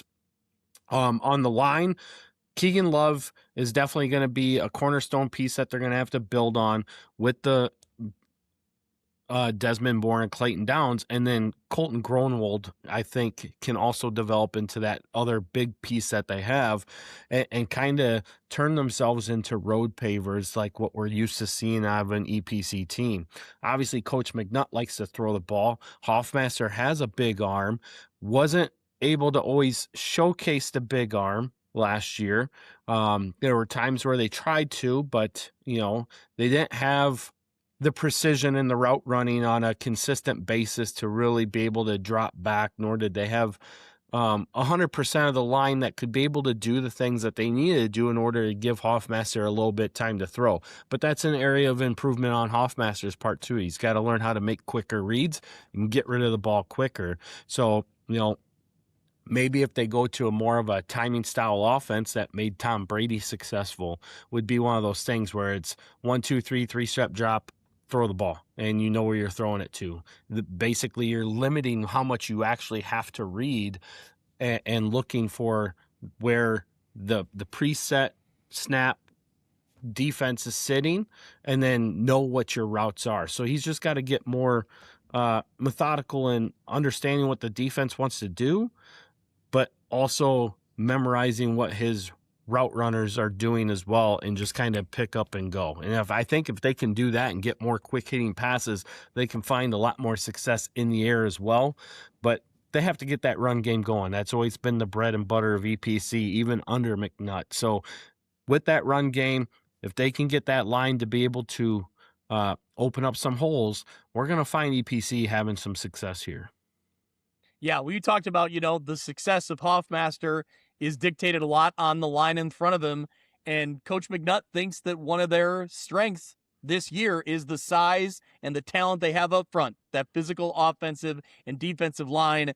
That's something that you want to hear on any football team, but I think you really want to hear it in the NUIC, because we're going to talk about some teams down the road that certainly hang their hat on that, and they do it really, really well. So I think that's, if you have that strength and you feel like that can be a strength, that's what you're going to need to go toe-to-toe with some of these, some of the big boys that we're going to talk about. So yeah, I think exciting stuff here for Eastland Pearl City. I think they'll be a team that will be in the mix. Kyle, making our way through the Northwest Upstate Illini, let's talk Dakota Indians. Eric Diddish obviously struggled a year ago, being 1-8, their one win coming in a non-conference victory. So a struggle inside of conference play. What do they have to look at this year to be successful? Well, it's really hard. A lot of their offense and defense is gone. And then the one name that they really have, that is the only household name that they have, is Zeke Wales, both on offense and on defense. And he was their leading rusher last year with 642 yards and 5 touchdowns. And defensively was a linebacker, one of their leading tacklers on the team, if not the leading tackler on the team. I can't quite remember, but I know he was up there. And he's going to be a junior this year, but he's literally the only thing that they have coming back that has some significant playing time. So Dakota's going to be very young. I've heard through a bunch of rumors that there's supposed to be more kids going out, but and I've heard the number get close to 30 or around 30, but which would be a great thing because Dakota's been struggling with only having 18 to 22 kids out in the past couple years under Dish's regime. And if he can get it to 30, that would be a huge jump from what he's accustomed to. But a lot of those players are going to be younger. I mean, we're talking freshman and sophomore type young. So I just don't see where Dakota will have success yet. I mean, last year I said that they were probably about 3 years out from where we're going to see them start to build into something that could be more successful than what they are. And right now I'd still say we're still sitting in that 2 to 3 year window yet. Yeah. Yeah. I think, an impressive back in Wales and impressive athlete on the field, but yeah, what does he have around him? And like we talked about, you need some depth. And you need some, guys when you're talking about the schedule that the NUIC puts at you. So I think it's going to be, a tough road. Good luck to them. See what they can do this season. But yeah, I think you're still maybe in the rebuilding process there. So let's talk Galena Pirates. Is their new field done and ready to debut this season? It will be. That'll be exciting, right? It's going to be exciting. Yeah, that's awesome. So a big project there. We talked about it last year. And credit to them for kind of playing through. They didn't really have a true home game last year, did they? No, they were playing up in Hazel Green, Wisconsin last year for their home games. Yeah, so credit to them. Credit to the program for kind of fighting through. That's, just uncomfortable, right? You're never really getting true home games. That's a lot to deal with when you're talking about a program trying to find victories week in and week out. So Kyle Knight brought the Galena Pirates to a 5-5 record, so made the playoffs, lost in the first round, but we're looking at some names coming back here. Kyle, I'll start with you. We'll start on the offensive side of the ball. What names stand out to you?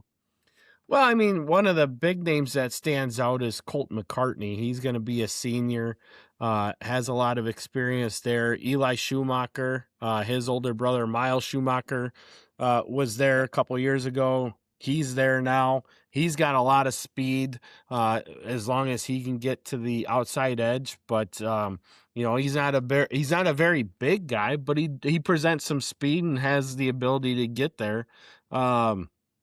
Jack Vincent at tight end. He's a physical presence, and you're going to see that on the same side, on the other side at linebacker as well. So, I mean, if they can do those things there, be able to run the ball, obviously McCartney's probably going to have to move into that quarterback role, replacing Roman Romer, which is a huge key piece that they're losing. But McCartney, I think, is very capable of stepping into that role and being able to do that. You take a look at Keenan Leiden as well. Not a lot of experience under his belt from last year, but has obviously played and is able to do some things. And then the offensive line with Dylan Belkin and Jack Duggan, I think those guys, they can really build off. And then you also have Jacob Loso back and Hadi Khatib as well. So, I mean, I think that this Galena team, when you take a look at what they did at the JV level last year and what they're moving into varsity this year, and the fact that they were 5-4, made it into the playoffs, got matched up with rival Stockton in the first round, which was not a good draw for Galena because I felt like Galena was a team that could have definitely went further with a different draw, much like Forreston was.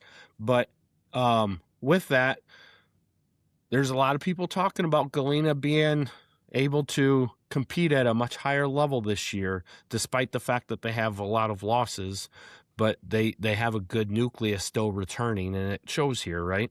And I think that,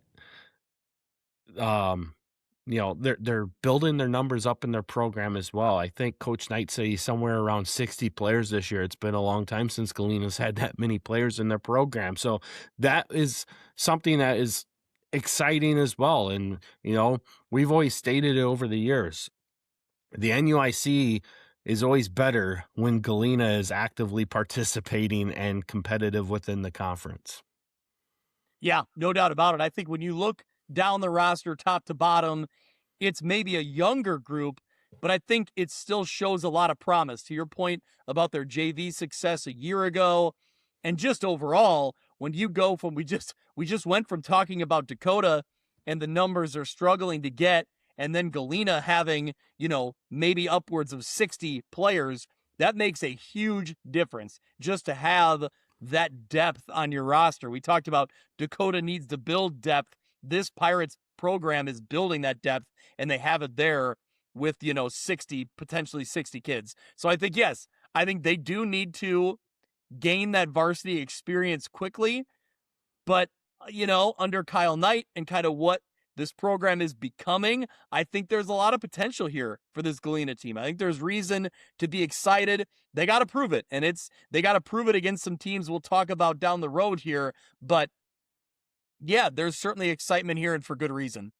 Yeah, I mean, one of the big things is, what they're always outmatched on the line, which, 30 years ago, Galena was never outmatched on the line. So, I mean, there's that issue going on a little bit when you take a look at, a Stockton and Alina Winslow in comparison. But Galena's done a great job of getting their athletes to be what we're used to seeing out of Galena over the years. And likewise, this past year's senior class definitely helped raise that bar once again to where these incoming players and seniors and all these other guys are going to start building and feeding into that. And I think I agree with Coach's assessment. I think we're going to see a much more improved Galena team. And I think that once we get past the first half of the season, we're definitely going to see where Galena truly is. And, if they can come out of the first 5 weeks at 3-2, we're going to talk about Galena getting back to the playoffs. Yeah. Yep. That's exciting. All right, let's keep moving along here. The Morrison Mustangs head coach Nate Vandermeide brought them to a 2-7 record a year ago. 3 return on offense, 2 return on defense. So not big numbers returning for a roster, for a team that struggled a year ago. Morrison looking to build a foundation just to kind of get back to building the fundamentals after a challenging year. It's been tough for Morrison. I think there was a lot of expectations several years ago. And I think, like we've talked about with some other teams here, line play goes a long way. And I think that Morrison's had the speed and the athletes, but maybe they just weren't able to control the line of scrimmage the way you need to consistently win in the NUIC. Well, and that's definitely been the biggest downfall for Morrison. I mean, what was it? It was 2022 or 23 where they were undefeated. That was the year that they upset Princeton, and they got to the quarterfinals, lost a nail biter to Anawan Weathersfield, who eventually then got beat by Lena Winslow. And likewise, that following year is when Morrison moved into the NUIC. They opened up with Lena Winslow. I was there. We were both there. Game. You were there for that game. Yep. And up until the fourth quarter, that was a great football game. Yeah. And obviously they had a couple injuries, key injuries that kind of derailed what that season could have been. But you're right. I mean, the biggest downfall for Morrison is not the fact that they don't have athletes. It's they don't have linemen. And in order to compete with success, especially in the NUIC, like you already stated, you have to have the physical presence up front. Otherwise, you're not going to stand a chance. I don't care if you can throw the ball. You can't throw the ball when you're laying on your back. Yeah. So, for Morrison, we've talked about they're looking to be more physical. particularly on the defensive side of the ball, but also improving offensive efficiency. So avoid negative plays on the early downs. You can't put yourself behind the sticks. You got to be able to keep the ball moving down the field. It's obviously, that's any football team's going to say that. But I think for a team that struggled last year, that's where the downfall is, right? Those little details. So I think if you can get some of those things corrected, that will go a long way. One name we've heard, it's a name we're familiar with, Josh McDermott. He's a wide receiver now. He was the kicker, a freshman kicker on that team that kicked the game-winning field goal against Princeton on the road. So, he had an all-time moment in his freshman year, as a kicker, and here he is now as a wide receiver hoping to kind of lead this offense. Well, remember we were having that conversation with our friend Greg Pruis about that too, because McDermott went out there with the straight red helmet. He didn't even have the wings on his helmet yet. He hadn't earned them because he wasn't a varsity player. He earned them after that kick, though. Yeah, no kidding, man. That's crazy to think back on. One of those all-time type of games. So, yeah, for Coach Nate Vandermeiden from Morrison, that's what you're looking for, to get back to those type of moments, right? So we'll see what they can do this season as they look to turn things around here. Another team looking to turn things around, Fulton. The Fulton Steamers.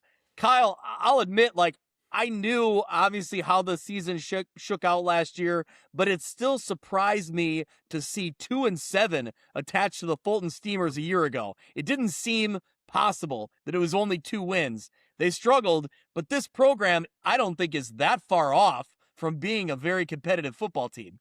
No, they're not. I originally penciled them in at, I think, 3-6 or 4-5. I knew that they weren't going to get back to the playoffs. They just didn't have enough bodies around with enough experience built in to where they were going to be successful. And then I think they got hurt as well. And yeah, a 2-7 finish was kind of a punch in the gut, so to speak, for a Fulton team that in recent years has been in the quarterfinals, but as of late, haven't been able to put it all together again. And a lot of it's because they've had injuries or they've had too much youth, and now they're back in a position where they have a lot more experience coming back. And yes, they're still youthful, but they're youth with experience now. And that is an exciting thing for Fulton. And, I know that the excitement is back up to where they feel that they can make an opportunity to, get back into the playoffs. Of course, as long as they get 3 wins, with the new playoff format, they're going to be there. Yep. But what can they do to get more than 3 wins, to get a better seed?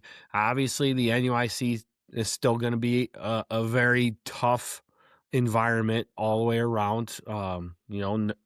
Nobody's backing down from anybody. It's the toughest conference in the state for a reason when you talk small school football. And, you take a look at guys like Wyatt Connor and Blaze Damoff. Those two can definitely be huge assets to this offense, provided they can get things going. Collectively combined, they ran for about 700 yards and 9 touchdowns last year. So offensive line-wise, they're going to have to find some players to fill in. Right now, they have Jack Holmbo's the only one returning, so they have to go with 4 new offensive linemen this year. That's not easy. But defensively, they definitely have a lot on the defensive side. When you take a look at Teague Bray and Wyatt Connor and Damoff again, you got Ben Housengay back there, Wiley Blasdell, Easton Spooner. But again, you're not really talking about many defensive linemen outside of Blasdell. So again, the defensive line is going to be an area that they need to get a lot of experience quickly in order for them to find success within the NUIC. But even at 2-7 last year in this year's playoff format, they would have had an opportunity to get in the playoffs with playoff points. But I think if they get to 3-6, 4-5, they're going to be right back where they want to be. Granted, I don't think this is a Fulton team that's wanting to go 3-6 or 4-5 and just squeak into the playoffs either. I think this is a team that's looking for 5 to 6 wins. So it's going to be exciting to see what Fulton can do. I think there's definitely a lot of excitement around this team. It's what can they do to get that line built up? Yeah, well, we'll talk maybe more about the playoff structure and directly how it impacts the NUIC here, maybe at the end of the episode, because I do think there's a lot to be discussed there when you talk about the new format and what it could mean. So that's maybe a tease ahead to the end, but I think Coach Lower talks about just they have more team experience this year. They have running back depth. They need to develop an offensive line, but they hope that can be a strength of theirs. On the defensive side of the ball, I think the big thing, and I saw this a little bit play out at the game I was at, it's defensive consistency. So they'd play a really good series or 2 or 3, and then they'd have a breakdown, and then a team would drive downfield on them, and they'd come back, and they'd have a good play or 2, and then they'd have a breakdown. So it's just they need to build up a little consistency. And Coach Lower mentioned they're still continuing to grow in a new defensive scheme that they're building. So maybe this group last year struggled in the process of learning it. If they know it better this year, they're more comfortable when they're out on the field. That will come to a little bit more success as well. Yeah, absolutely. I mean, I have great respect for Coach Lower. He's one of my better friends within the conference as well.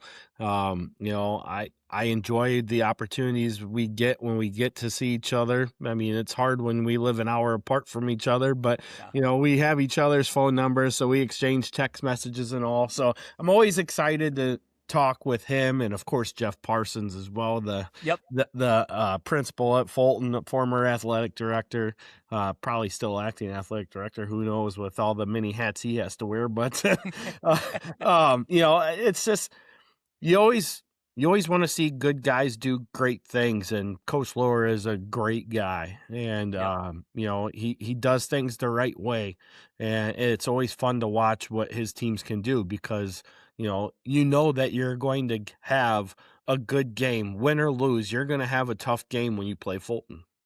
Yeah.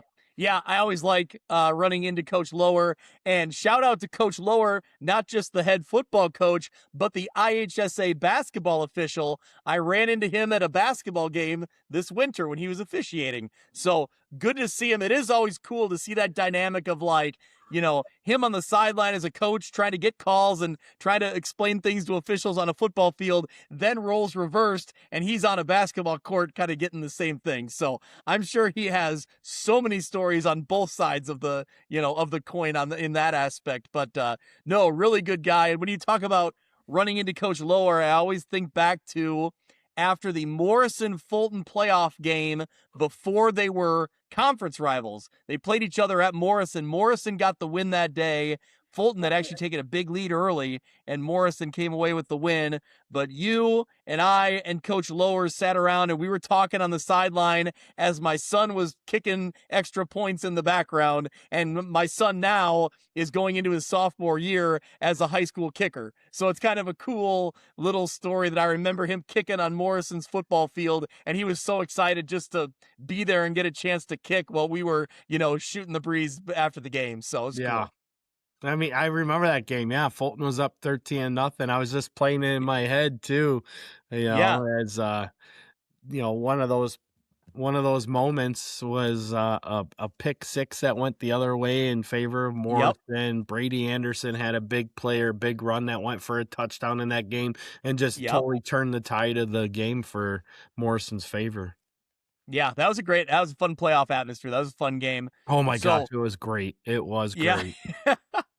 One more fun tidbit about the Fulton Steamers, and Coach Lower gives us this info every year, and it's always fun to talk about. Before week 1 of each season, they hold their annual family feud night.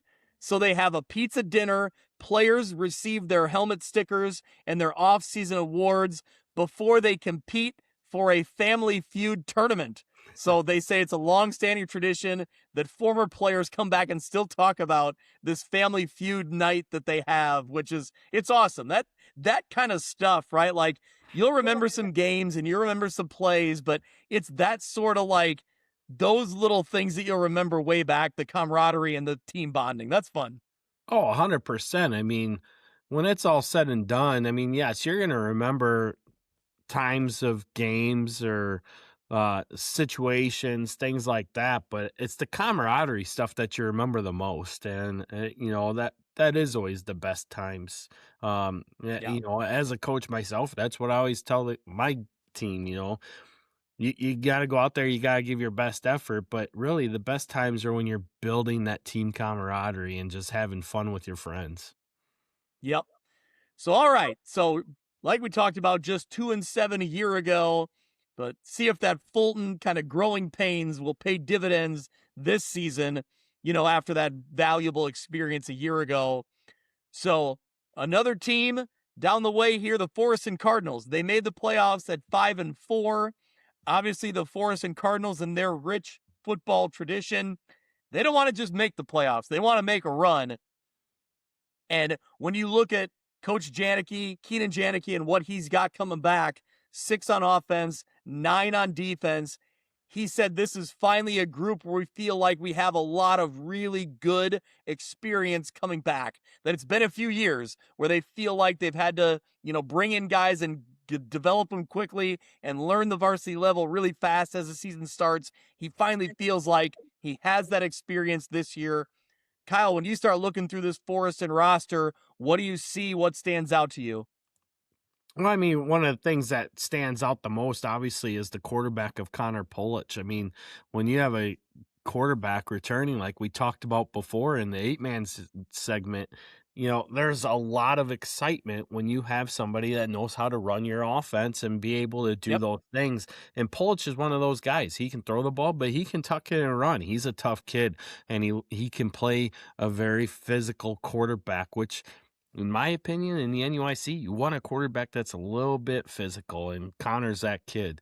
Obviously, 585 rushing yards last year, 6 touchdowns. Also caught the ball 10 times for 250 yards and 3 touchdowns, threw 1 touchdown. Basically was a utility player, which was what he got named for as a second-team all-conference player. But running backs with Jonathan Milnes and Eli Ferris coming back, that's going to be huge. Obviously, Ferris didn't get a lot of carries last year. Milnes did carry the ball quite a bit. As you can see, 66 carries on 476 yards there. Not a lot of yards per carry per se, but just the experience in itself with those two in the backfield, especially in the type of offense, that double wing style offense that Forston loves to run, where there's a lot of different things going on, different motions, different sets. You have to have experience, and that's going to be key here. You add to it the offensive tackle size of Brendan Byers and Owen Williams. I mean, those dudes aren't just tall. They're big, though. I mean, they are big. I mean, I watched Byers at a basketball game this past year. I mean, it was just, granted, it's, when you see a basketball player, like, okay, he's tall and lanky, Byers is tall and built. and having that kind of size and being able to have that kind of reach, especially at the tackle position, that's where Forston feeds off their offense, is at the tackle position. Having that experience back, I can just see Keenan's ears and smile going as big as it can, because he knows that he's got what he wants as far as being able to get his offense running. And that is going to be a huge key for the Cardinals this year. Yeah. Go ahead. No, and obviously all those guys are going to double back on the defensive side of the ball too. Yeah. Well, he's really excited. Obviously, Coach Janicki's really excited about the returning experience. He thinks the team strength of the offensive line, which we don't need to keep emphasizing. We know that's important.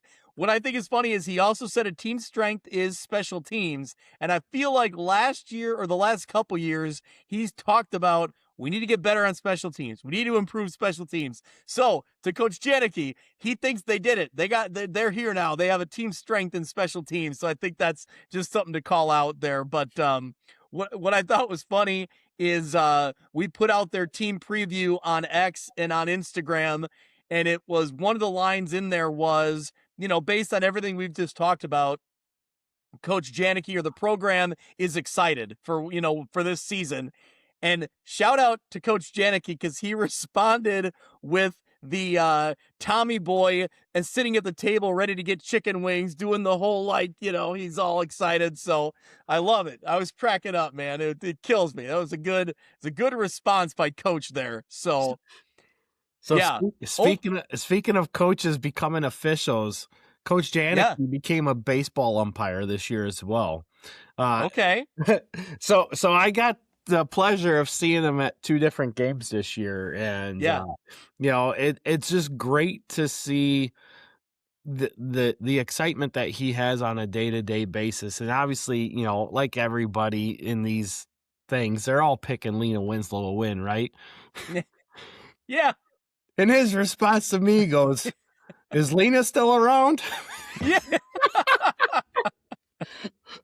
I mean, yes. It's just the humor that he puts with it is what just gets you every time. Yeah. I mean, he's such a great dude. Yeah. So yeah, I do think they have a lot to be excited about here. When you talk about the names, the contributions on the offensive side of the ball, and Probst and Cedarstrom both went over 60 tackles last year. So on the defensive side, so I think that, there's a lot of excitement here. So, all right, should we keep working our way through the list here, Kyle? Because, maybe we've buried the lead a little bit. We wanted to keep people around. So we got 2 teams left. Of course, one of them being the Stockton Blackhawks. Sean Downey, 12-1 a year ago, made a run to the 1A state semifinals where they hosted Lena Winslow. It was the Panthers coming away with the win. Lena Winslow goes on to win a state championship. No secret, there's still one team left to talk about. We'll talk about them in a minute. But the Stockton Blackhawks had a great year. It was a year that had a lot of hype coming into it, and it proved out to be for very good reason. Now, they still return a decent amount here. They return 6 on offense. They return 5 on defense. So, Kyle, when you start looking through kind of what they had last year, what they need to replace, there's some names here. What stands out to you about Stockton? Well, the big one, obviously, that most people are going to look at first is Carter Blair. But the one that stands out the most to me is Aiden Larson. He was the center last year. Obviously, his brother was the quarterback, Noah Larson, who is now graduated. But Aiden has gotten very, very – I mean, he was big last year as a sophomore. Now as a junior, he's even bigger. And he's going to be the heart and soul of that offensive line. And I think Weston Haas as well is going to be a huge playmaker for Stockton on that offensive line. And then you got Mason Henderson too. So you got 3 dudes there. They're just going to be huge players up front for this Stockton team with a lot of experience. But yes, Carter Blair at running back is definitely going to be the key piece there. A good addition to that backfield with him is Wyatt Record. Obviously, he didn't have a lot of stats last year, but he did a lot of great things at the JV level for Stockton last year. So there's a lot of people that are really high on what this running back tandem of Blair and Record can do. You throw in the QB play of Walker Olson. 2 years ago, he had to fill in for Noah Larson when he got hurt. And Walker Olson was able to start and get some games and play some games in the playoffs at that time. And now he gets to take over as the quarterback once again. So there's experience there. But the biggest piece is that tight end in Morgan Haas. He led the team in catches, receiving yards, and talk about big and physical. He's bigger this year than he was last year, which is, what you expect when you get a year older, right?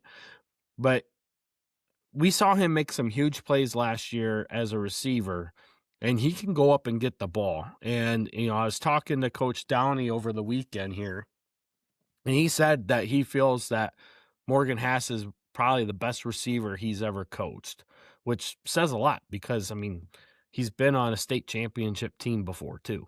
And, that's huge.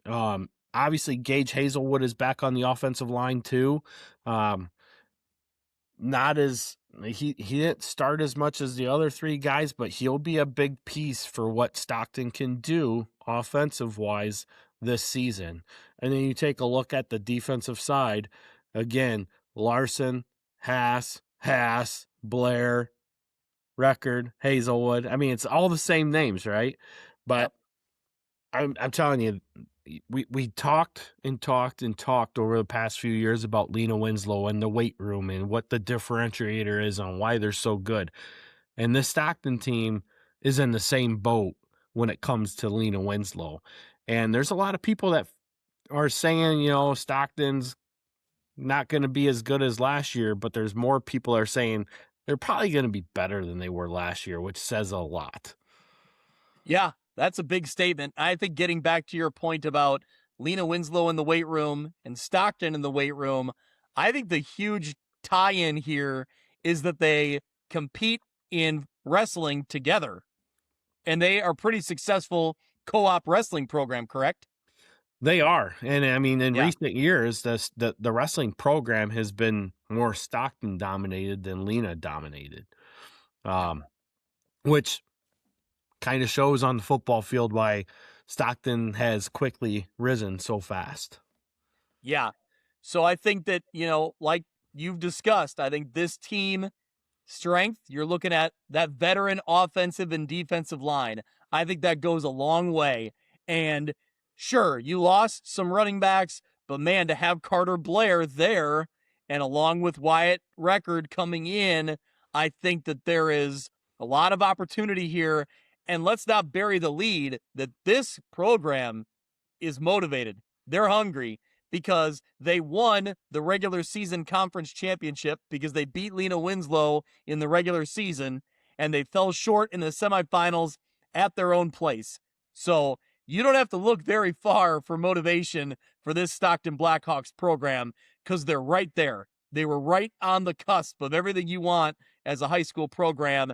And I think they have reason to think that they could get back, hopefully to the conference title and then, get into playoff time down the road. Well, and that was one of the hard things that they had last year. I mean, albeit they got to the semifinals, great season, right?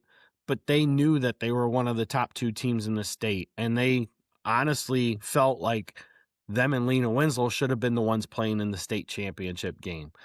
Yep. Obviously, we've all talked about going 1 through 32, and 1 through 32 doesn't necessarily mean that you're going to get the best teams at the state championship. But if you go back and look at it all, I think that would have been a semifinal matchup anyway. I think they would have fallen into the same side of the bracket even in 1 through 32. But with that, they're not wrong. They were the two best teams last year, and it wasn't even remotely close. And in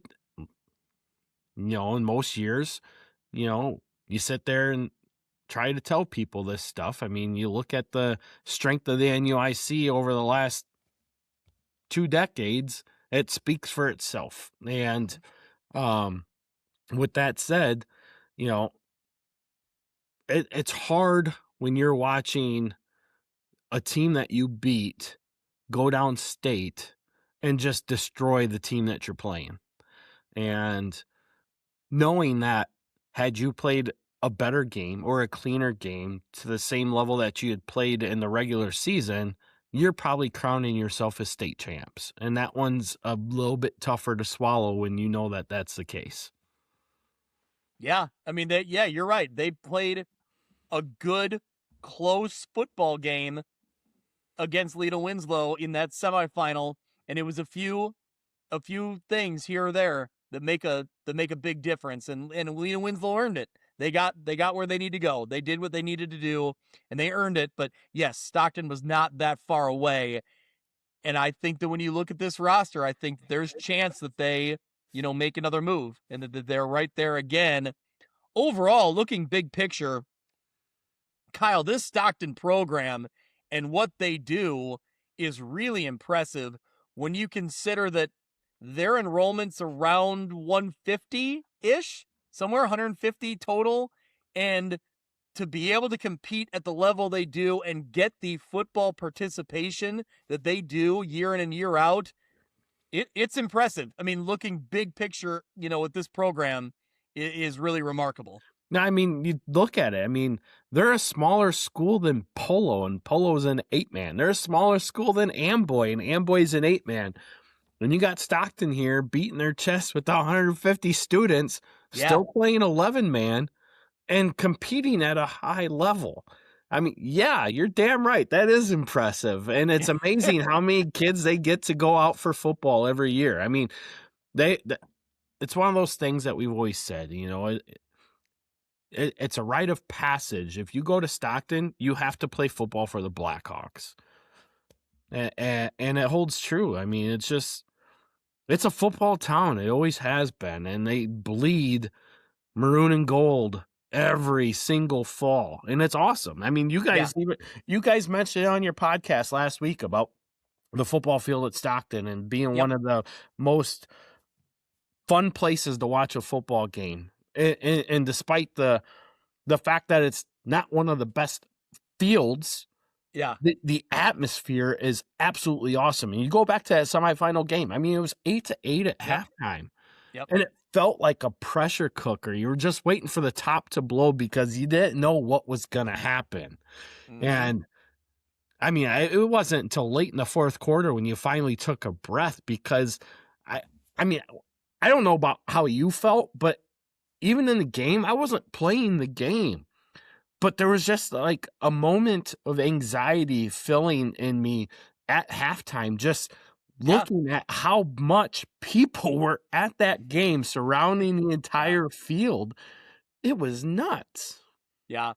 Give me that Stockton atmosphere and that setup. Like you said, that's not a, modern facility, and it's not big and gaudy and everything else. Like, man, I'll take that day at Stockton over a lot of places everywhere in the state that are new and modern and sleek and whatever. Like that is high school football at its very best. And it's fun because when you're walking the sidelines, people are right on top of you. They're right on the ropes and they're right next to the players, which is good and bad maybe sometimes, but it is a lot of fun. And it was a lot of fun that day. And I think that, I long for that atmosphere at Stockton to be good every year. And I hope it is again this year for sure. Well, I mean, even as media, it's hard to get up and down the sideline.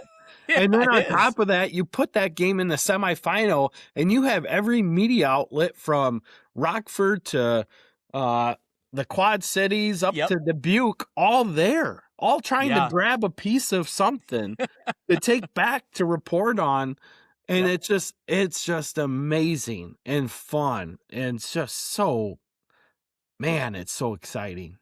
Yep. It was awesome. All right. So Stockton aiming for their 36th season of playoff football. So we talked about how impressive their program is. They're aiming for the 36th year that they've made it to the I8FA playoffs. And again, a tease ahead. We'll talk about the playoff structure here in a minute, but it's impressive, any way you look at it. So, all right. Well, we buried the lead here. We saved the best. Literally the state champion. We wanted to make people listen to the very end. Lena Winslow Panthers. Head coach Rick Aaron brought the Panthers to a 13-1 record. As we discussed, their only loss was to the Stockton Blackhawks in the regular season. So they were not conference champions, but they get the last laugh. They win in the semifinals. They win in the state championship game. They once again hoist a state championship. Before we get into this season, and I know we talk about it every year, but Kyle, give me your thoughts overall on what head coach Rick Aaron did last year and kind of what this program has become, because it's big picture. It's remarkable. Oh, it is. I mean, I talked to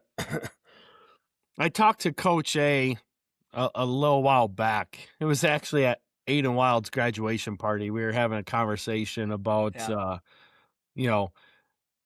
how we always talk about, Rick holds his cards in early in the season against teams he's going to figure he'll play later in the season. He goes, I didn't hold anything back against Stockton. He goes, we just didn't execute for shit. And I'm like, all right, well, there you go. He goes, that was the difference. He goes, the semifinal game, we did not miss an executed assignment. He goes, in the first round or in the regular season, we just didn't do what we were supposed to do. And he goes, I played all my cards that game. I didn't hold nothing back. It's Stockton. Yeah. And that was one of the things I'd asked him. I said, does it always feel different because it's Stockton and it's your alma mater? And I think that's part of it. He didn't really give me an answer, which is true to Rick's form, but I think that is part of it. It's a heated not maybe heated, but it's a rivalry, and you want to win it. And he's been on both sides of that. And I would say it's a familiar rivalry, right? Yeah. For the reasons we talked about. These kids all know each other. The Exactly. families know each other. So there's that too. And then and he even said, he goes, when he first took over at Lena, it was probably more nerve-wracking than it is now, because back then there was granted, he knows a lot of the family still, but he knew, it was like he knew more back then, being that he had just come over, and what he does now, because he's been in Lena for so long now. But you take a look at this. It is impressive what they've done. You take a look, there's only one other school, public school. We're talking publics only, not privates. There's only one other school that has matched Lena's current run in consecutive state championship game appearances. And the other school is still active as well, and that's East St. Louis. Yeah. Lena, Winslow, and East St. Louis are currently tied for the most consecutive state championship game appearances at 6.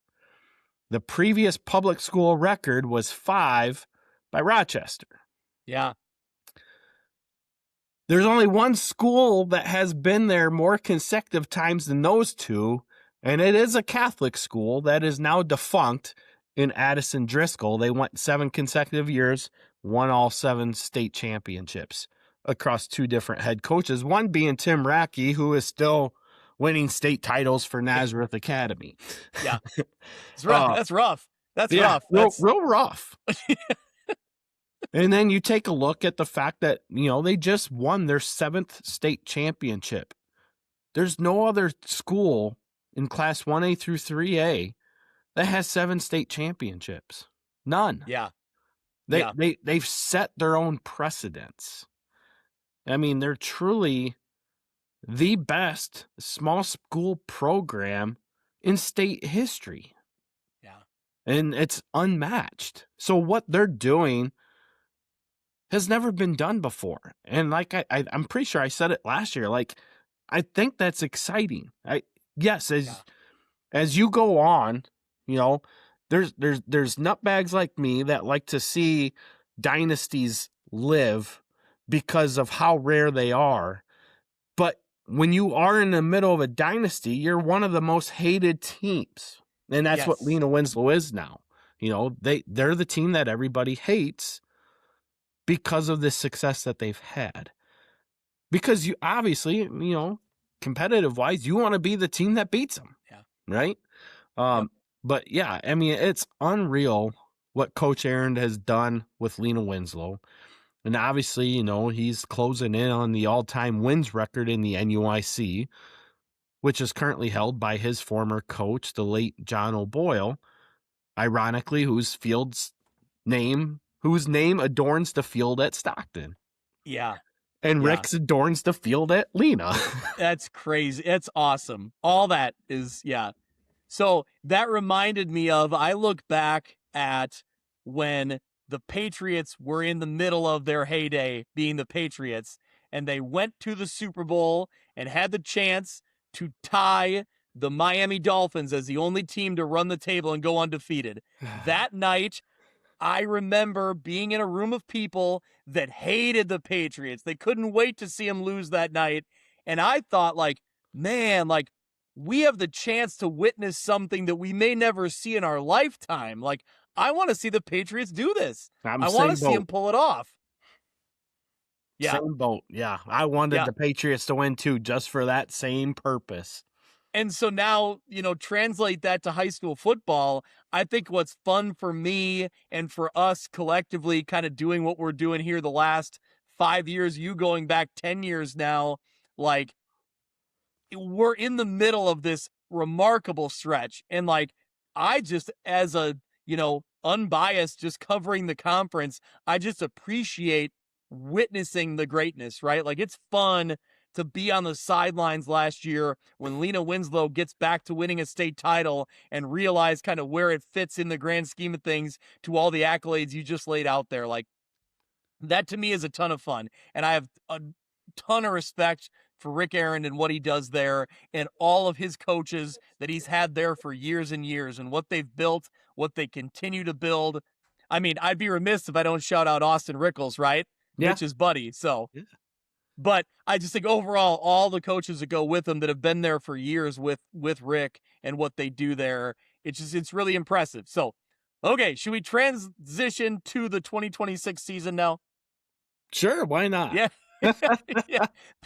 To your point, the people who are annoyed by Lena Winslow are like, get to it already, So anyway, all right, we're here now. We're here. So 13-1 a year ago, but finished as state champions. They returned 3 on offense and 3 on defense. So immediately, Kyle, when I say that, it's like, okay, there's a lot of pieces to fill in from a state championship a year ago and from a lot of successful football the last few years. But I think that what they have coming back is very critical to kind of the success of any NUIC team. So Kyle, tell us about up front what they got coming back, because they got some names we're familiar with that do a lot of good work up front on the line. Well, I mean, it all starts off with obviously the name that everybody knows because his brother just got drafted by the Pittsburgh Steelers, but you got Gannon Dunker up there. And then with that, you have Preston Schultz and Mason Kemple. I mean, we're talking about an offensive line out of those 3 guys alone that's probably averaging about 260, 270 pounds, if not more, by the time they get to the field, which is impressive in its own right. And it's not just that they're big. Like, they fire off the ball. I mean, we were just talking about that. You go back to that loss to Lena Winslow's loss to Stockton, and then what they did differently in the win. That loss, they were getting beat off the line. Literally. I'd never seen a Lena Winslow team like that get beat off the line the way that they did. What they did differently in that semifinal game, they were the ones in control. They were the ones winning the line, getting off the line first and fast. They're not slow. They're big. They're not slow. They're going to get off that line quick. They're going to bury you. And honestly, you can throw your grandma in the backfield when you have an offensive line like that, and she's going to run for 2,000 yards, even with the walker. Yeah. I mean, I can't wait to talk about the grandma in week 9 that's run for 2,000 yards. We'll get there. We'll get there. But yeah, I mean, there's only one other person that they have that is known right now, because they're going to have to build some new household names, and they will. Yep. But Merrick Mann is the only one that had a starting spot, albeit it was on the defensive side. I mean, he didn't have a whole lot of carries on the offensive side, but he's the guy that's going to fill in that spot at running back. And of course, they're going to have to find 2 others, and I'm sure, he didn't list any of those names, and I haven't received any information from him yet. But do you think that's strategic? Why he's not giving away those other names? No, I don't think. Honestly, I don't think Coach A thinks like that. To be honest. Okay. Yeah. But Brody Cox will be a kid that I think will get some opportunities. If you go back and take a look at some of the guys that were getting secondary carries, they're going to be the guys that you're looking at that are going to get top level carries, going into this season. And right now, I think that's what they're looking at. I don't think he honestly knows yet, because he wants these guys to be able to earn those spots. That's always been one of Coach A's biggest things. He's going to give the seniors opportunities. Granted, he's going to give everybody opportunities. It's who's going to show up and win those spots is who's going to be playing when we get to week 7, 8, and 9. We're starting to build into the playoffs. And whether you're a senior or not, that's one of the things. He don't care how old you are. He cares how good you play.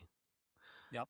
And any good coach worth their salt is going to do just that. If you really care about winning, you're not caring who's playing, you're caring who your best players are that are playing. Yeah. I think, yeah, absolutely. And when you look at it, I think the story for Lena Winslow this year, at least heading into the season, it's pretty simple. It's pretty straightforward. It's a strong offensive line between Dunker, Schultz, and Kempel, and it's then developing that skill player. Where does the other help come from Merrick Mann at running back? And I think that's where, we'll see how this Lena Winslow program plays out. There's going to be new names. There's going to be names we're talking about that we don't know yet. And I think that's the exciting part. And I think that's where you really lean on. We've talked a lot about great head coaches in this episode.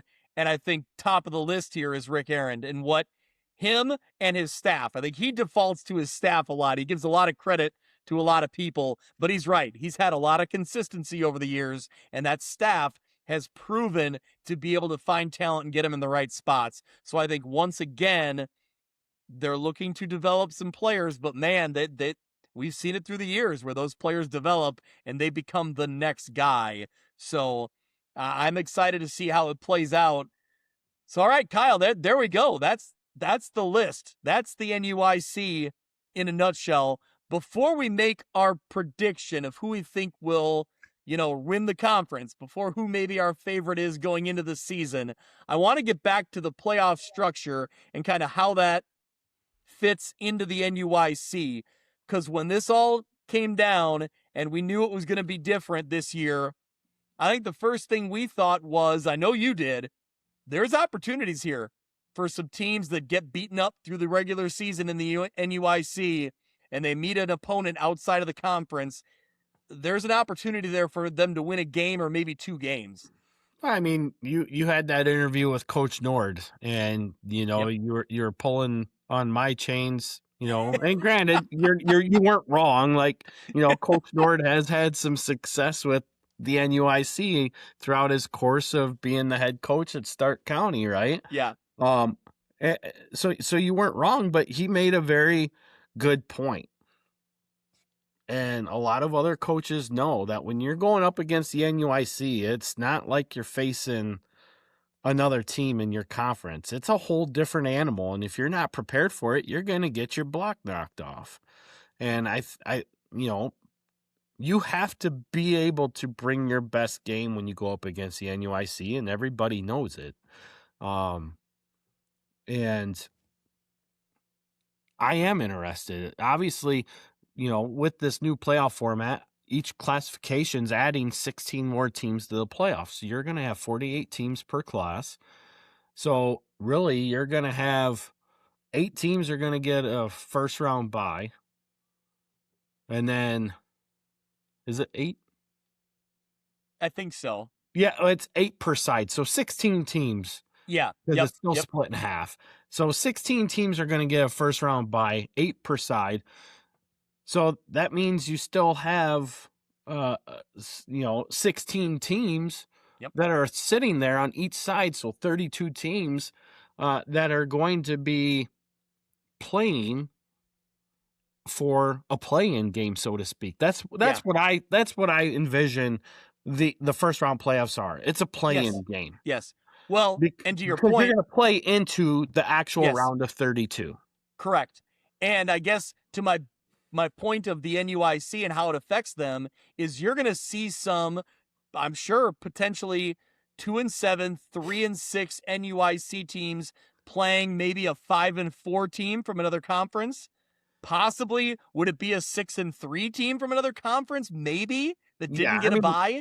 You take a look at your top 8 seeds over the last couple of years, right? Yep.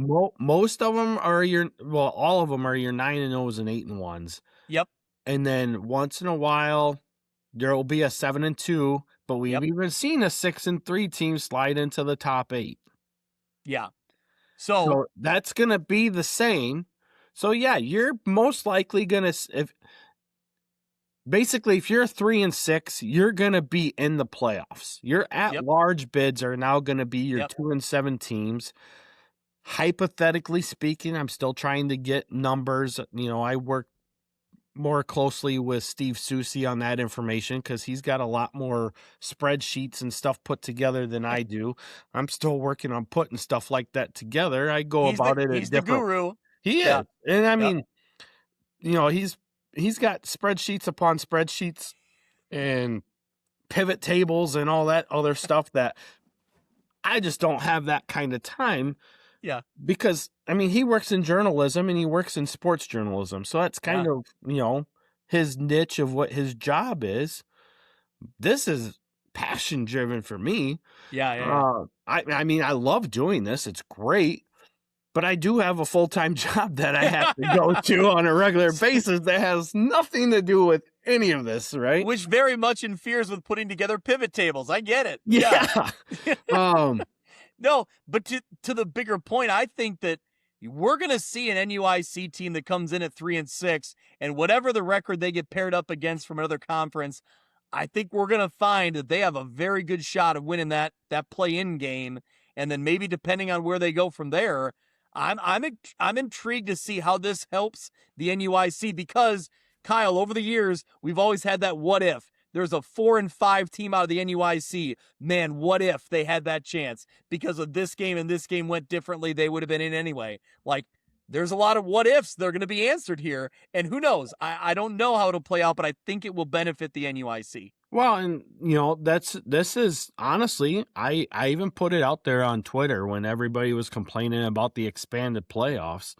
And granted, don't get me wrong, I was not an advocate for expanding playoffs. I put that out on Twitter as well. But at the same time, I was open to it because of this exact scenario. I want to see what our 3-6 and 4-5 teams that don't make the playoffs can do when they're in the playoffs. And, when you take a look at seeds 9 through 24, right? Yeah, 9 through 24, you're going to be looking at teams that are going to be, 3-6 going up against 5-4. Maybe you have a 6-3 in there that is going to be the 9 seed that's going to go up against the bottom seed, which will be a 2-7 team, which is fine. I don't have a problem with it, to be honest, because we've seen time over time where there are teams in other conferences that are just better that are missing the playoffs. And what I'm most excited about is, and it's not just NUIC based, it's just in general base, is that our round of 32 is going to be a real round of 32 now. I'm more excited for that. I mean, I've heard so many people out there saying, oh, it's bullshit. You're going to have a 9-0 team playing a 2-7. It's like, that 2-7 to go play a 9-0 is going to have to beat a 5-4 or 6-3 team. Do you think they deserve it? Damn right they do. Yeah. Because they had to win their way to get to that 9-0 team anyway. Yep. I'd rather see that because it's probably going to be more competitive than the bullshit we've been seeing in the first round when most 9-0s are winning by running clocks by halftime. Yeah. You may see some motivated teams. Now, all 2-7, 3-6 teams are not the same. But I think that in years past, there'd be some 2-7, or should I say 1 or 2 win teams late in the year that, guess what? Their motivation's gone because they know they can't do anything else. They're never going to get an extra game. Now, maybe you don't see that motivation go away so quick because they do have an outlet for one more game. So, yes, I was not necessarily in favor of this change. I don't think it fixes a lot of the problems that people think it's going to fix.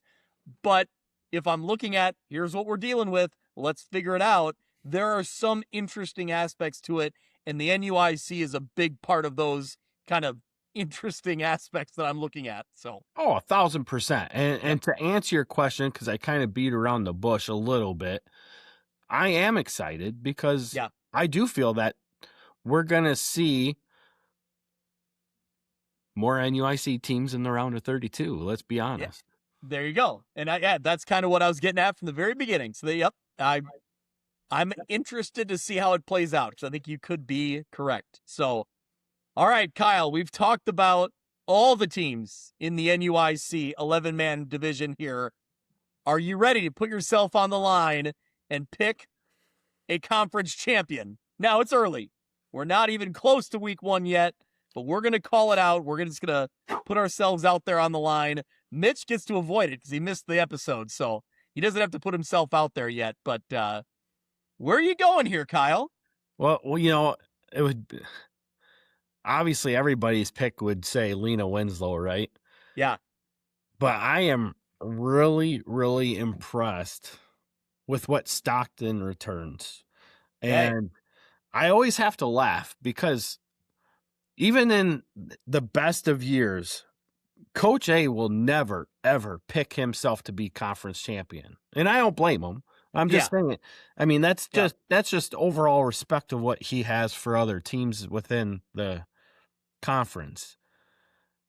But wouldn't it be something if Stockton repeats as conference champs? I mean, that's kind of what I was looking at too. And it's wild to think like, yeah, they could repeat as conference champions. And depending on how it all plays out, Lena Winslow still has state titles, a state title that could go along with it.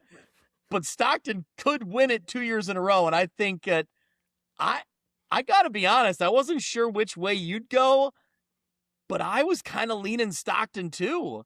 What week do they play? Now I'm really putting you on the spot. You are. So if you give me 1 second, I am going to look this up because I have it close to me. Okay. Because I just sent the information off to Shim a little while ago. They are going to play in week 7 at Stockton. Okay. See, I love it because in some years it happened early in the year. I like having it a little later in the season. Build up that drama, build up that suspense. I love it. Well, I mean, I'm not saying both teams will be undefeated by the time they get there. They both have tough non-conference schedules to open up the year. Sure. Okay. So every NUIC team will play 1 non-conference game now, correct? 2. Yes, that's right. They'll play 2. Weeks 1 and 2 will be non-conference. Okay. And then weeks 3 through 9 are all conference. Yeah. And I mean, obviously landscapes change constantly, but I kind of like that. I like that the NUIC gets a little look outside of their own conference to start it. Don't you think compared to some of the years where it was closed and you were not really getting a chance to gauge yourself? Oh, 1,000%. I mean, back when we played, well, I shouldn't say we, back when I played my freshman year, we were still just the Northwest Illini Conference, and the Upstate Illini Conference was its own conference. Yep. So we had 3 non-conference games. I remember we went down to Biggsville and played Biggsville there you go. when they were still Union High School, and then we played Schulzburg, Wisconsin, and we had somebody else. I can't remember. Oh, it was Manlius, Tampico, before they became Bureau Valley. Oh, there you go. Those were our 3 non-conference games. And then when we formed the super conference, the Upstate Illini Conference in 1996, then everything went to cross-divisional play, which still was fun. I mean, granted, I got stuck with Milledgeville all 3 years of, their good runs. On top of Galena was in the middle of their heyday at the same time, but we were able to play. Polo was another one. We played Pecatonica 1 year. We had 2 years with Durand, which kind of relived some rivalries at the time as well. So, I mean, those were fun. And I think that's where, you can get those cross-divisional games that can be very entertaining like that if you split it out correctly. But now we don't have any of that because half of our conference moved to 8-man football or formed other co-ops and whatnot. But I do like the fact that you have non-conference games going first because it gives you an opportunity to sharpen your edges, win or lose, before games become important. And that's the other thing, I like about the expanded playoffs. It gives you an opportunity to have a couple hiccups and not have to worry necessarily that you're going to miss the playoffs. Yeah. because you have more opportunities once you get into conference play to get into that playoff picture anyway. Yeah. Man, I'm excited. This has been okay, Kyle, did you hear last week we talked about it? You can go back and look. I think the numbers would back me up. This NUIC 8-man preview episode, year over year for the View from the West podcast, always one of our most listened to podcasts. So they know that Kyle Kampmier brings the goods. He brings the gold here. I don't know if it's me. I mean, it's definitely your show, but so I'm not going to take any credit for that. That's all on you guys and what you guys have built. So I mean, kudos to you guys for doing what you do, because you're expanding viewership all over the state. But I did hear that. I have gone back and looked at your YouTubes to just take a look and see, and I have noticed that trend as well. Yeah. So you're not wrong, and it is exciting. And obviously a lot of people around the state want to listen into some of the 8-man stuff, but everybody knows that when you're talking NUIC football, you're talking about state championship caliber football, and people want to know. And I think that's why you get so much viewership. They know what's in their conference. They want to know what's up here. Yeah. No, I love it. And that's kind of, Mitch and I said we'll throw down the gauntlet to every other conference and try to beat it out for this viewership, because it's you guys, the NUIC always carries the banner for us in the preview episodes. But Kyle, is it true that you've already booked a hotel room at State? I did. I booked 2 nights down in Normal, same hotel that we've stayed at for the last couple of years. I love it. Already booked, ready to go, and definitely excited for another opportunity to get back down there, and hopefully we don't get chased away by a snowstorm, because I'm really looking forward to the instant reacts in the hotel lobby. That's what I want that. So Kyle Kampmier already advancing to the state championship game. He's all over it. So now let's get teams there. Let's get our full coverage there, because last year was a ton of fun, like you said, until we kind of got chased out by a snowstorm and we all had to get home and get settled in before it really came down. So anyway, I'm looking forward to it. I need to book mine sooner than later as well, because regardless of who's there, I want to be there. I want to be there with you guys, and we're going to be covering it and talking about it. So it'll be a ton of fun. So, all right. Well, Kyle, thank you so much for stepping in. This is only the beginning of how many times you're going to be on this show. Oh, man. Let's get some Friday live shows. Let's get an instant reacts kickoff or a View from the West kickoff party, and obviously the instant reacts and everything in between. So I'm excited, man. Another year is here, and we're ready to go. It's only the best, and it's the best time of year. I don't know what it is about August. I mean, obviously we're not there yet, but it's right around the corner. But when we hit August, it's time for those Friday night lights, and there's no better time of the year. Yep. Well, thank you to everyone who listens, who follows along, who subscribes on YouTube. Continue to follow week over week. We'll have our preview episodes for every conference we cover: the Lincoln Land Conference, the Big Northern, the track, the Western Big Six. All of it's coming down the way. So stay tuned. A lot more previews to come, but it's been good to get this one in the books. And Kyle, we will talk soon, my friend. That'll do it for this week's episode of View from the West. I encourage you to subscribe on YouTube and follow wherever you listen to podcasts. Find us on X and Instagram to keep up to date on our latest news and content. You can also contact us through email, viewfromwestpod@gmail.com, to share stats, stories, or information. Thank you to everyone who listens and supports local football.